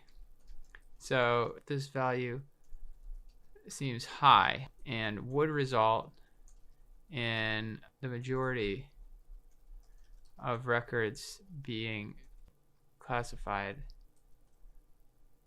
as low cost. So also just like think about the cheat sheet of like if you had a GLM, what are all the advantages? What are all the things that you do? It's a regression model. Usually the target has a specific distribution. And then you have, these different outputs. You choose AIC, BIC, you look at the residual plots. And then you can interpret, right? GLMs are easy to interpret. They can be easily deployed in a spreadsheet. They handle different response distributions. They're commonly used in insurance rate making. Well, so you could do that for either like regression model or a classification model like a logit. But so what they're really asking, what are the advantages of a classification versus the advantages of a regression model? A regression model allows for the dollars in costs to be related to the inputs of distance, what are the other duration, reason, age, others, and mode. And so marketing would be able to see how much profit is gained in air versus non-air or business versus leisure travel. They would be to see the age, the relationship between cost and age. And of course, whenever you answer these questions, try to be as unbiased as possible. So if you give the advantages for one, also give the disadvantages. Let the manager make the decision. A classification model would have a confusion matrix and would give us a probability or a percentage, which is easy to understand as the likelihood that a person spends over 1,000. Probabilities are used commonly as conversion percentages, rates, winning percentages, or other types of stats. Yeah, and so are easy to work with. Yeah, marketing may already be familiar with these. May find this format to be easier to work with, to be familiar. Okay, and now I think we're at about half a page. Yep. Let's look at the SOA's answer. Quality responses demonstrated the ability to relate modeling results to the business problem. We discussed that the classification model more directly addresses the potential buyers, where the GLM provided additional info that may inform which customers would buy the most expensive trips. Candidates failed to receive full credit when they compared advantages and disadvantages of the models themselves. So what they don't want to see is that you take, advantages of GLM versus advantages of decision trees. That's not what it's asking for. Additional info for task 9 and beyond. Having heard your analysis, your manager wants to move things along and decides that your models going forward should predict whether the cost is at least 1,000. Before leaving, your manager also lets you know that the legal department is uncomfortable with including age and asks you to remove it from your future models. Your assistant gets to work, naming the new variable high cost and running a logistic GLM on training data.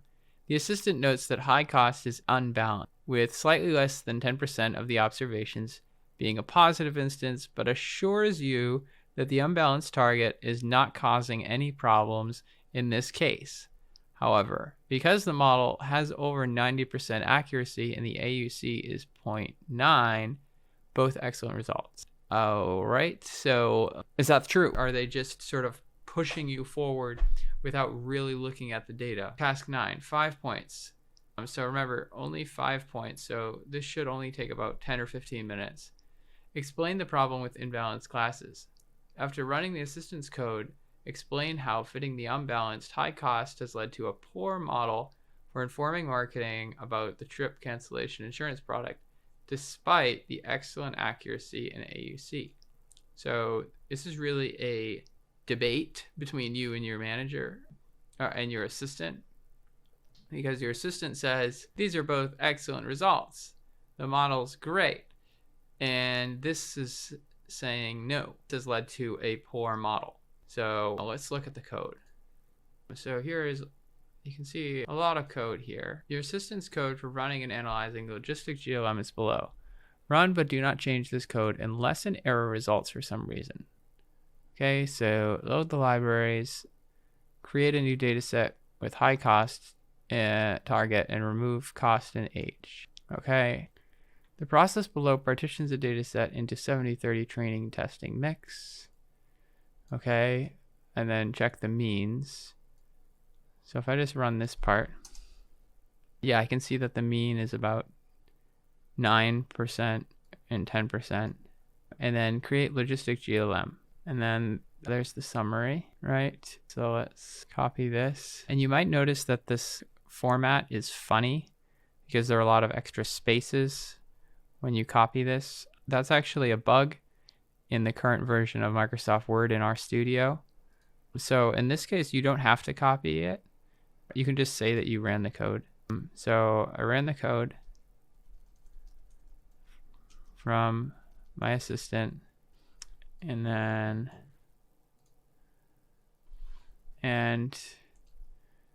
noted the results. Okay, so I'm looking for anything here that's wrong.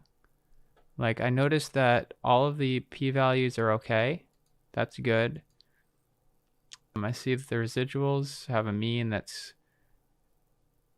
slightly less than 0. So it looks like they're a little bit skewed left because the min is a little bit lower than the max. So it's not a symmetric residual distribution. AIC. And then also look just to see if the signs of the coefficients make sense. Like, distance is positive, I guess. So as you increase the distance of the trip, you increase the cost. That makes sense. As you increase the duration of the trip, that should increase. I'm not sure what reason visit is. And then others in mode plane. Reason visit is reason for the trip. Vacation, holiday, leisure, recreation. So if you look at data train, reasons vacation, right? So anyways, it's always a good idea to look at the coefficients and to do some snooping onto the model to see if there's anything really wrong with it. And it doesn't look like there is. Now let's look at the results. So the first confusion matrix I see is based on the training data. So I really don't even need to look at this. I'm sure it's fine. What I really care about is the testing data. So here's the testing data. Accuracy is high, 92%. But remember that only 10% of the records are high cost. So if you had a model that predicted that all values were low cost, that model would have an accuracy of 90%. So that's really not that great. Kappa is a value that's between 0 to 1. 1 is the best, and 0.47 is quite low. The sensitivity, that's the percentage, that's also very low. Specificity is high. Positive predicted value is 0.82. Yeah. Detection rate's only 4%. Detection prevalence is only 4%. And balanced accuracy, which is a better measure in this case than using the straight accuracy because you have imbalanced classes, is only 67%. So the accuracy seems good at 92%. However, because only about 10% of the trips are high cost, making a prediction that all trips were low cost would still yield an accuracy of 90%. So this metric is meaningless. The balanced accuracy, which adjusts for the imbalances of classes, is poor at only 67%. The kappa, which is between 0 and 1, is low at only 0.457. And then calculate the ROC and AUC curves. So train, ROC, test. The testing AUC of 0.9015 is fairly high. However, the purpose of the model is to sell travel insurance to high cost customers. So we do not place a high value on this metric. And then what does the answer say? Quality responses tend to be straightforward in demonstrating knowledge of imbalanced classes and their impact on specificity, sensitivity, accuracy, and AUC. They relate the impact in this instance on specificity to the business problem, marketing's desire to correctly identify those who will take the high-cost trip. Many candidates failed to receive full credit as they did not address the relation to the business problem. A few candidates failed to receive full credit as they discussed imbalanced data but did not explain imbalanced data leads to a poor fit. Oh, yeah, so this data set is imbalanced because there are far more low-cost trips, minority. Just remember, when you're talking to your assistant, you can use technical language. The minority class is far higher, more prevalent than the majority class. Because low-cost trips, the majority class, are far more prevalent than the minority class, than low-cost trips. This creates problems in modeling because there are not enough records of the minority class for the model to learn from. The result, models will be effective at predicting only the minority. Specific steps need to be taken to address this problem. And then we'll say the accuracy seems to be good at 92.39%. However, because only, what percentage? Let's use the exact percentage.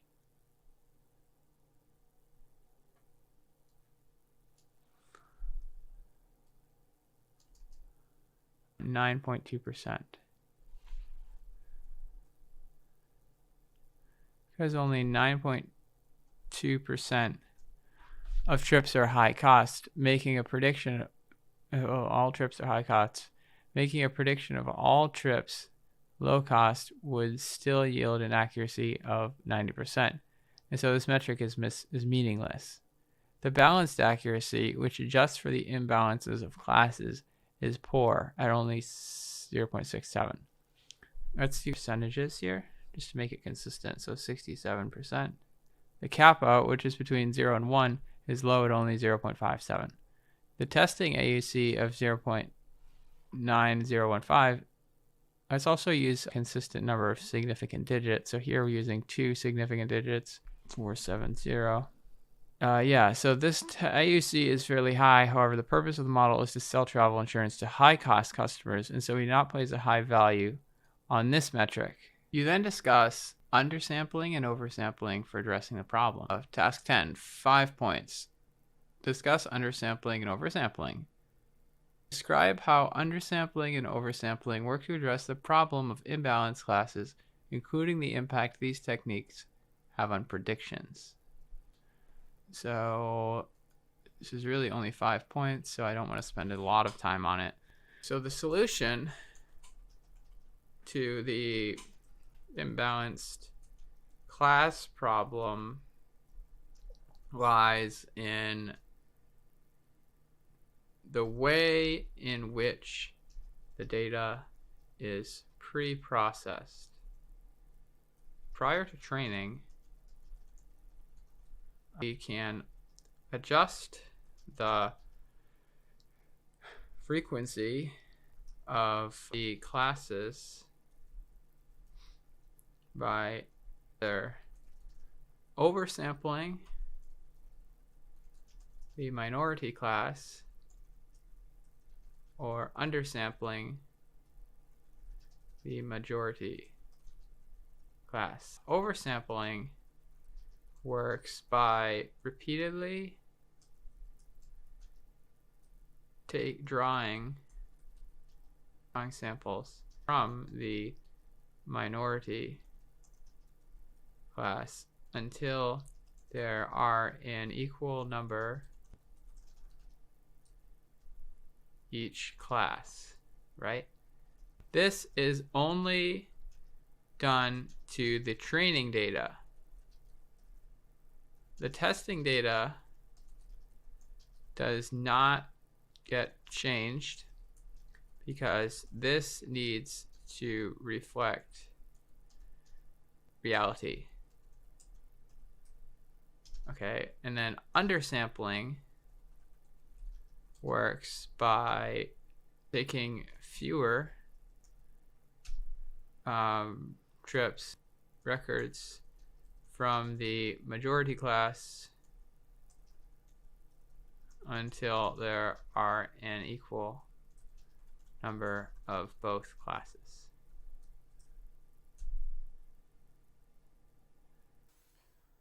Additional info for task 11. After this discussion, you and your assistant decide to apply oversampling. Right when you are finishing up, your manager stops by again and is interested in the confusion matrix. Task 11, 14 points. Implement oversampling and explain the confusion matrix.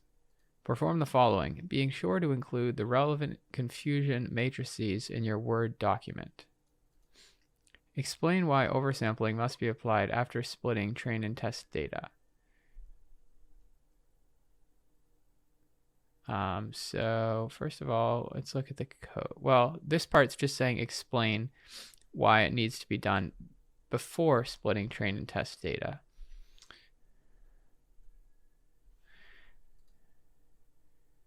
And remember that this is to my manager. Oh, actually, no. It says explain why oversampling must be applied. Implement oversampling, explain to a general audience. So that means that these first two bullet points are just to a technical audience. So oversampling must be done prior to splitting train and test sets to avoid leaking the signal.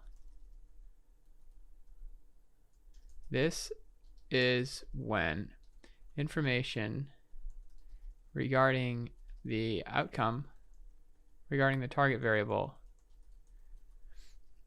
is included. Well, no, this is when information regarding the test data is included in the training data.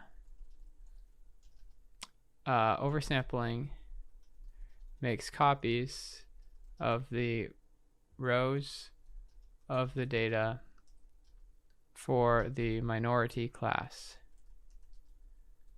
And so there will be duplicated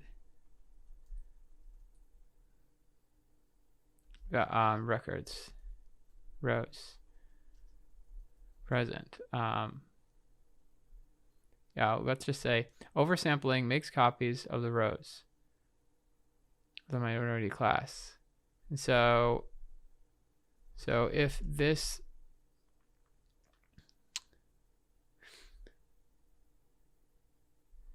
is, and so if the test set is taken after creating these duplicates, well, let's just say oversampling makes duplicates of the rows of the data of the minority class. And so if test data is taken after oversampling, taken afterwards, then there will be identical records in both the training and test data sets. The model will then memorize the values for the training and overfit.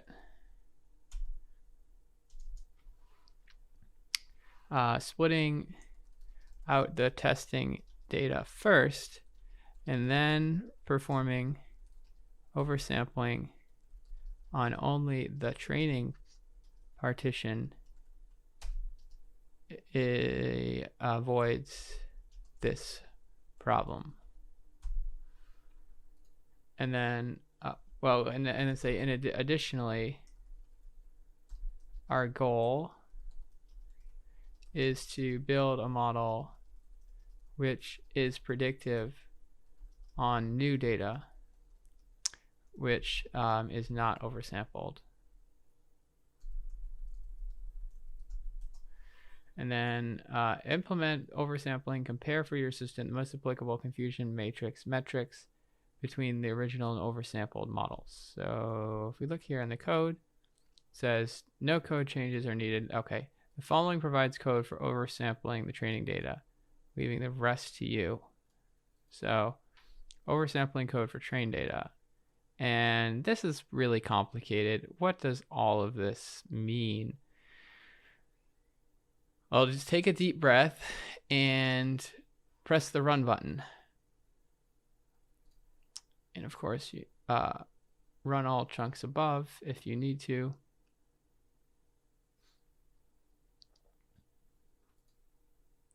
And it says the mean of train data over high cost is 0.5. So that means that it's made a copy of the data called train data over. You can see it has the same columns as before, but this one has a mean high cost of 0.5, which means that there's a balanced, there are balanced classes. I ran the code was set up to oversample, and we verified that this was done correctly by looking at the mean, by checking that the mean of the high cost variable was 0.5. Next, we need to fit the data on this, fit the model on this data. So let's go back up to the part where we train the model. So here's a create logistic GLM, and then compute probabilities, look at the confusion matrix, AUC, etc. So we've got that info. Let's put that below. And then we only need the training part, so we can delete all this testing stuff.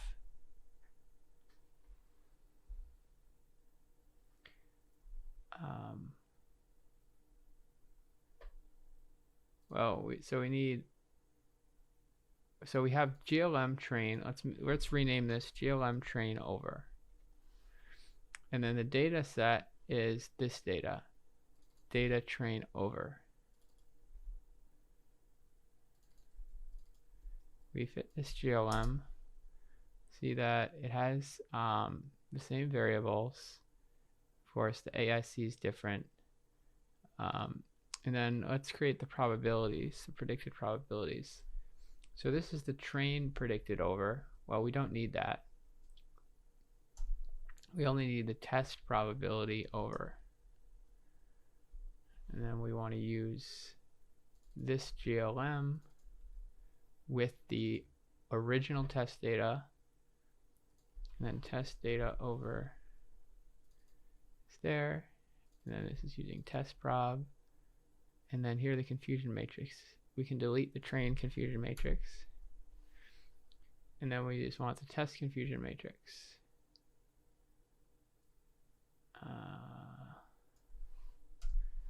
There it is, and then we'll just make sure that we use the right predicted. So there's test pred over, and then there's data test high cost, that's right, and then data test high cost test pred over, and then there's test ROC over, plot test ROC over. There it is.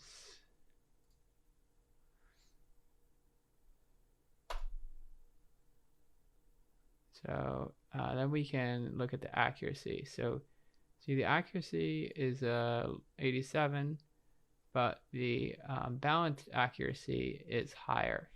It's 82.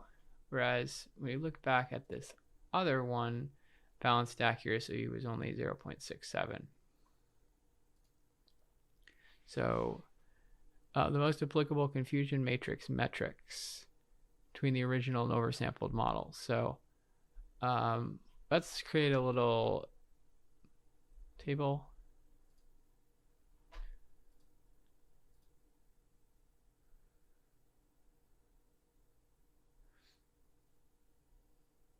So we'll look at original data.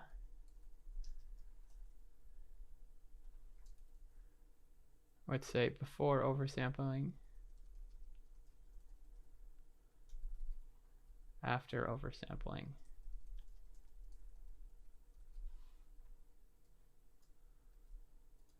And then we want to know like the accuracy or the balanced accuracy.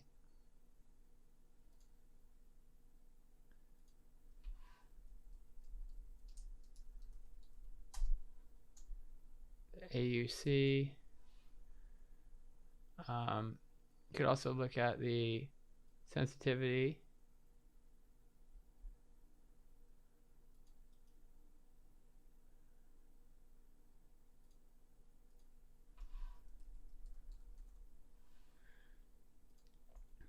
So before oversampling, this was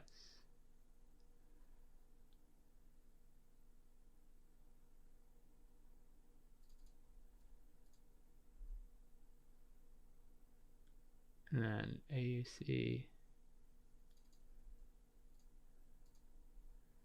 sensitivity,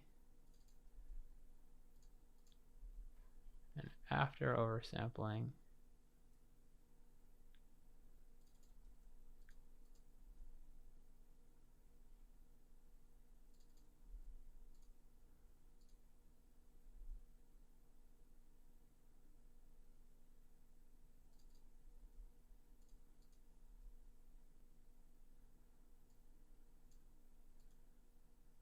let's just round these all to 4 digits.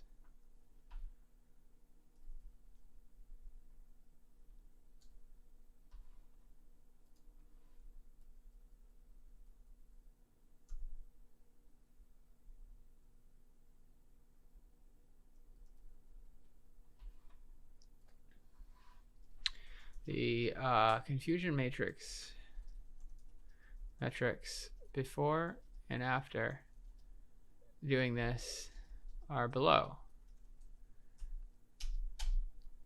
The balanced accuracy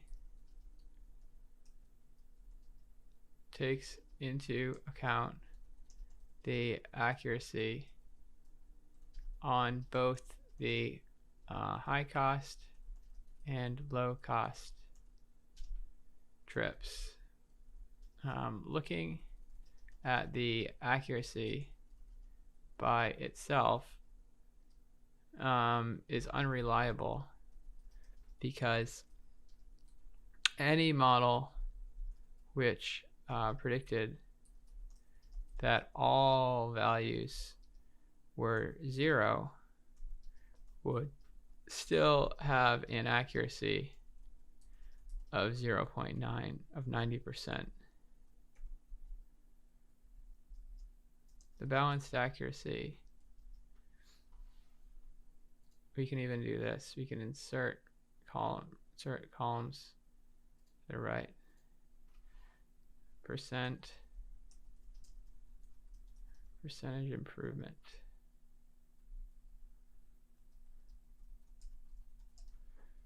And then, well, if this isn't an Excel table, if this was an Excel table, we could do that.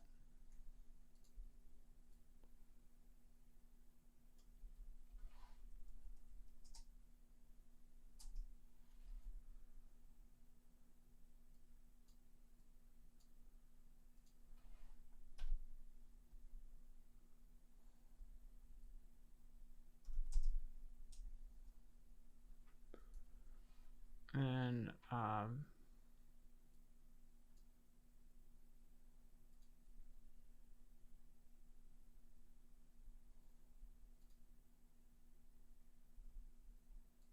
make this a percentage.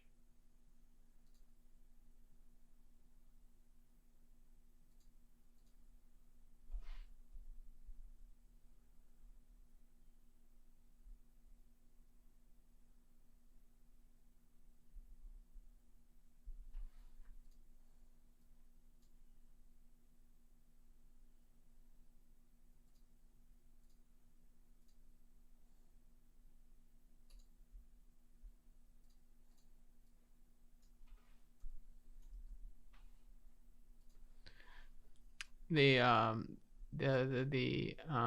sensitivity is relevant to this problem because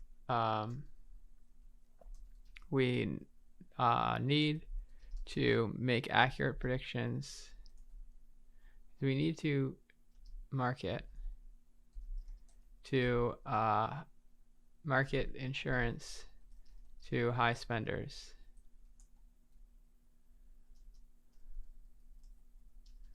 This increases by 117% after oversampling. The AUC on the test set decreases slightly as a trade-off.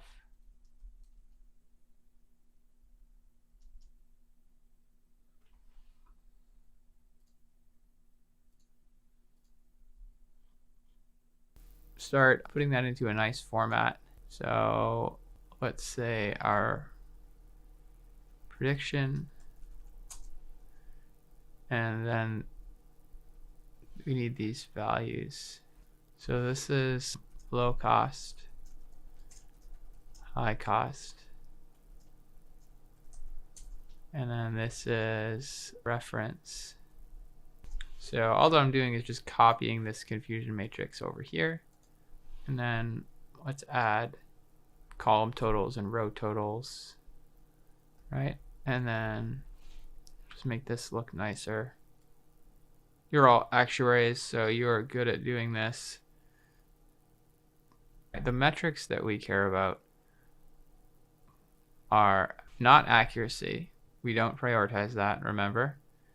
You could show kappa, but that's not very popular on PA. Neither are these, so just look at sensitivity, except, you know, we're explaining this to a non-technical person. So sensitivity is the percent high cost trips predicted to be high cost. And then that is the percent of high cost trips, so actual high cost trips. So it's that over that, 76%. And then let's make that a percentage. And then the balanced accuracy. I'm not going to create a formula for that. I'm just going to copy that. That's 82. Yeah, and then there are different ways that you could format this. One way is to just show that these are good values, and that these are bad because they're red. The metric that you really care about is this percentage here, so I'll make this bold. Okay, and then AUC. How do you interpret AUC? Well, you look on our cheat sheet and look under AUC. You can interpret this as the probability that a randomly chosen positive class is ranked higher than a randomly chosen negative class, or describes how accurate the ranking of the probability of purchase from highest to lowest is when compared with purchases made. So you could say think this is a good explanation for our case. So you could say this is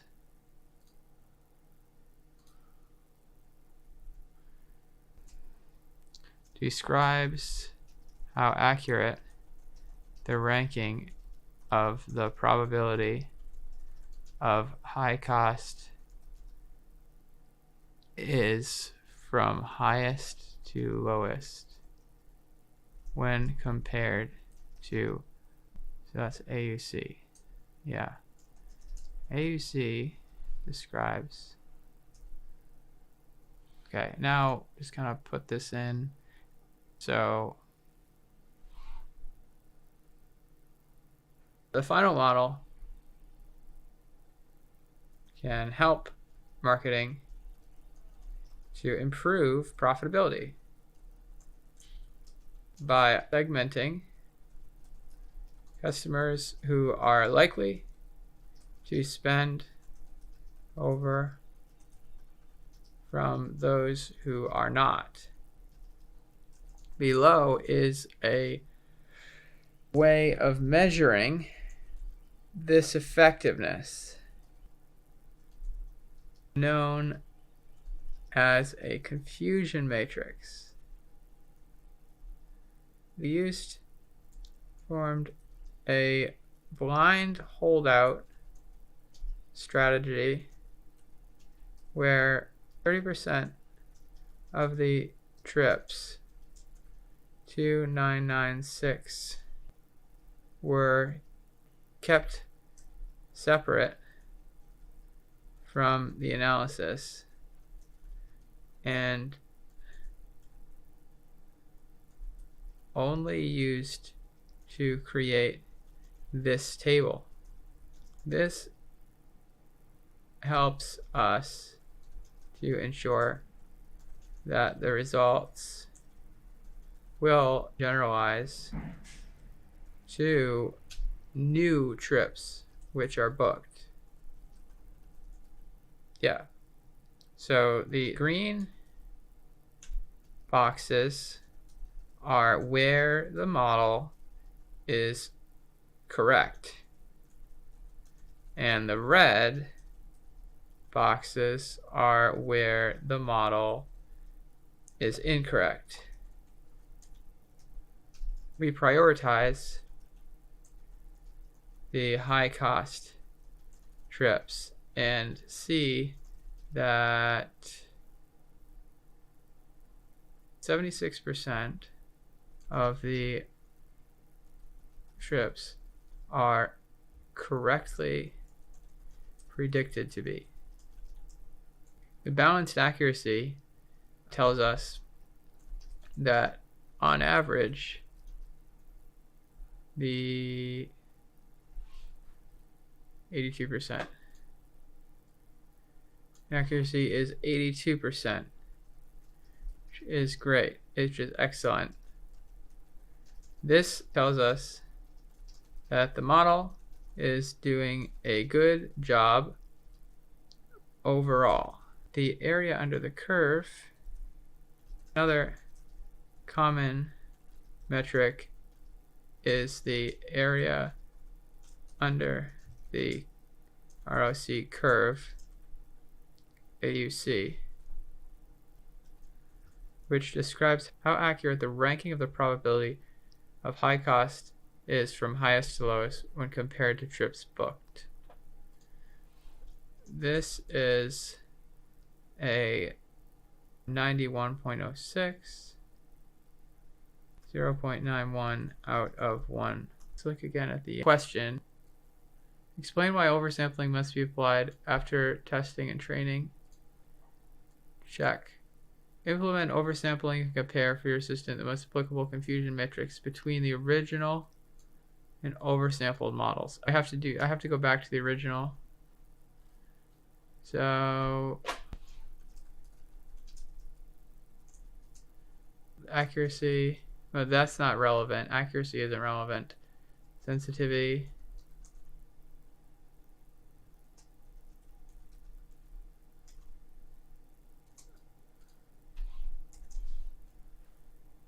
Specificity. And then train, we don't really, yeah, test a,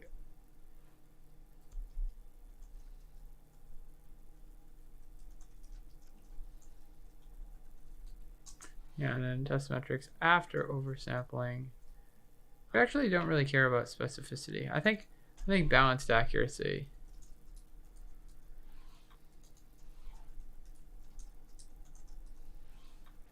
Balanced accuracy.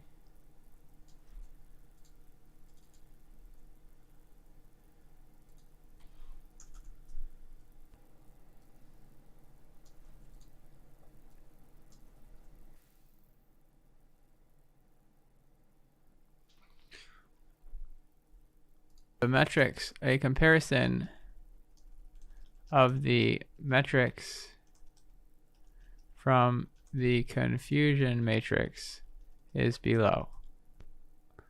We choose to look at the sensitivity because this is the percentage of high cost claims, trips. And we know that only these trips will consider purchasing travel insurance.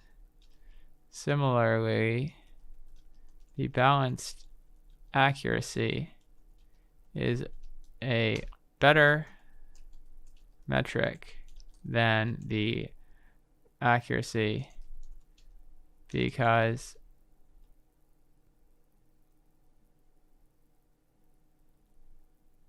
there is an adjustment made for the class imbalance. The sensitivity increases from 0.35 to 0.76. The improves, actually, balanced accuracy, that's not right, it's at 0.67. That makes more sense. 0.67 to 0.82, the AUC, that's why the AUC is wrong. All three of these metrics are range from 0 to 1, where 1 is the highest. Okay, let's see. Yep, so we explain these metrics. Explain for a general audience, your manager, both the confusion matrix and the most applicable metrics for the business problem using only the results from the oversampled model. So that's what I've done already. AUC, balanced accuracy. Describe for general audience, your manager, what additional information from the marketing department would help you and your assistant refine the model, perhaps with a different cutoff value than 1/2. Describe for a general audience, your manager, what additional information from the marketing department would help you and your assistant refine the model, perhaps with a different cutoff value than 1/2. Yeah, we can further refine. So in conclusion, we can further refine this analysis if we have more information about the expenses. We know that these are prepaid travel expenses, but have no information about the costs, about what marketing will do with that, do with the information. There are 75 trips which were incorrectly predicted to be low cost while they were high cost And so this represents missed opportunities for sales. These customers may be worth reaching out to, and we could change the model, the cutoff value, so that more of them are included as being predicted to be high cost. On the other hand, there were 312 trips where the model predicted that they were high cost while they were low cost. So if you predict that something's high cost while they're actually low cost, this group of people represents those who marketing would reach out to or send ads to, incurring an expense in the process, only to later discover that they are not eligible for the insurance. If marketing can provide us with the costs which they would incur for these types of mistakes, then we can optimize the model cutoff for profitability. And now make sure that there are no grammatical mistakes. So I just look at these blue items in Microsoft Word and make those changes.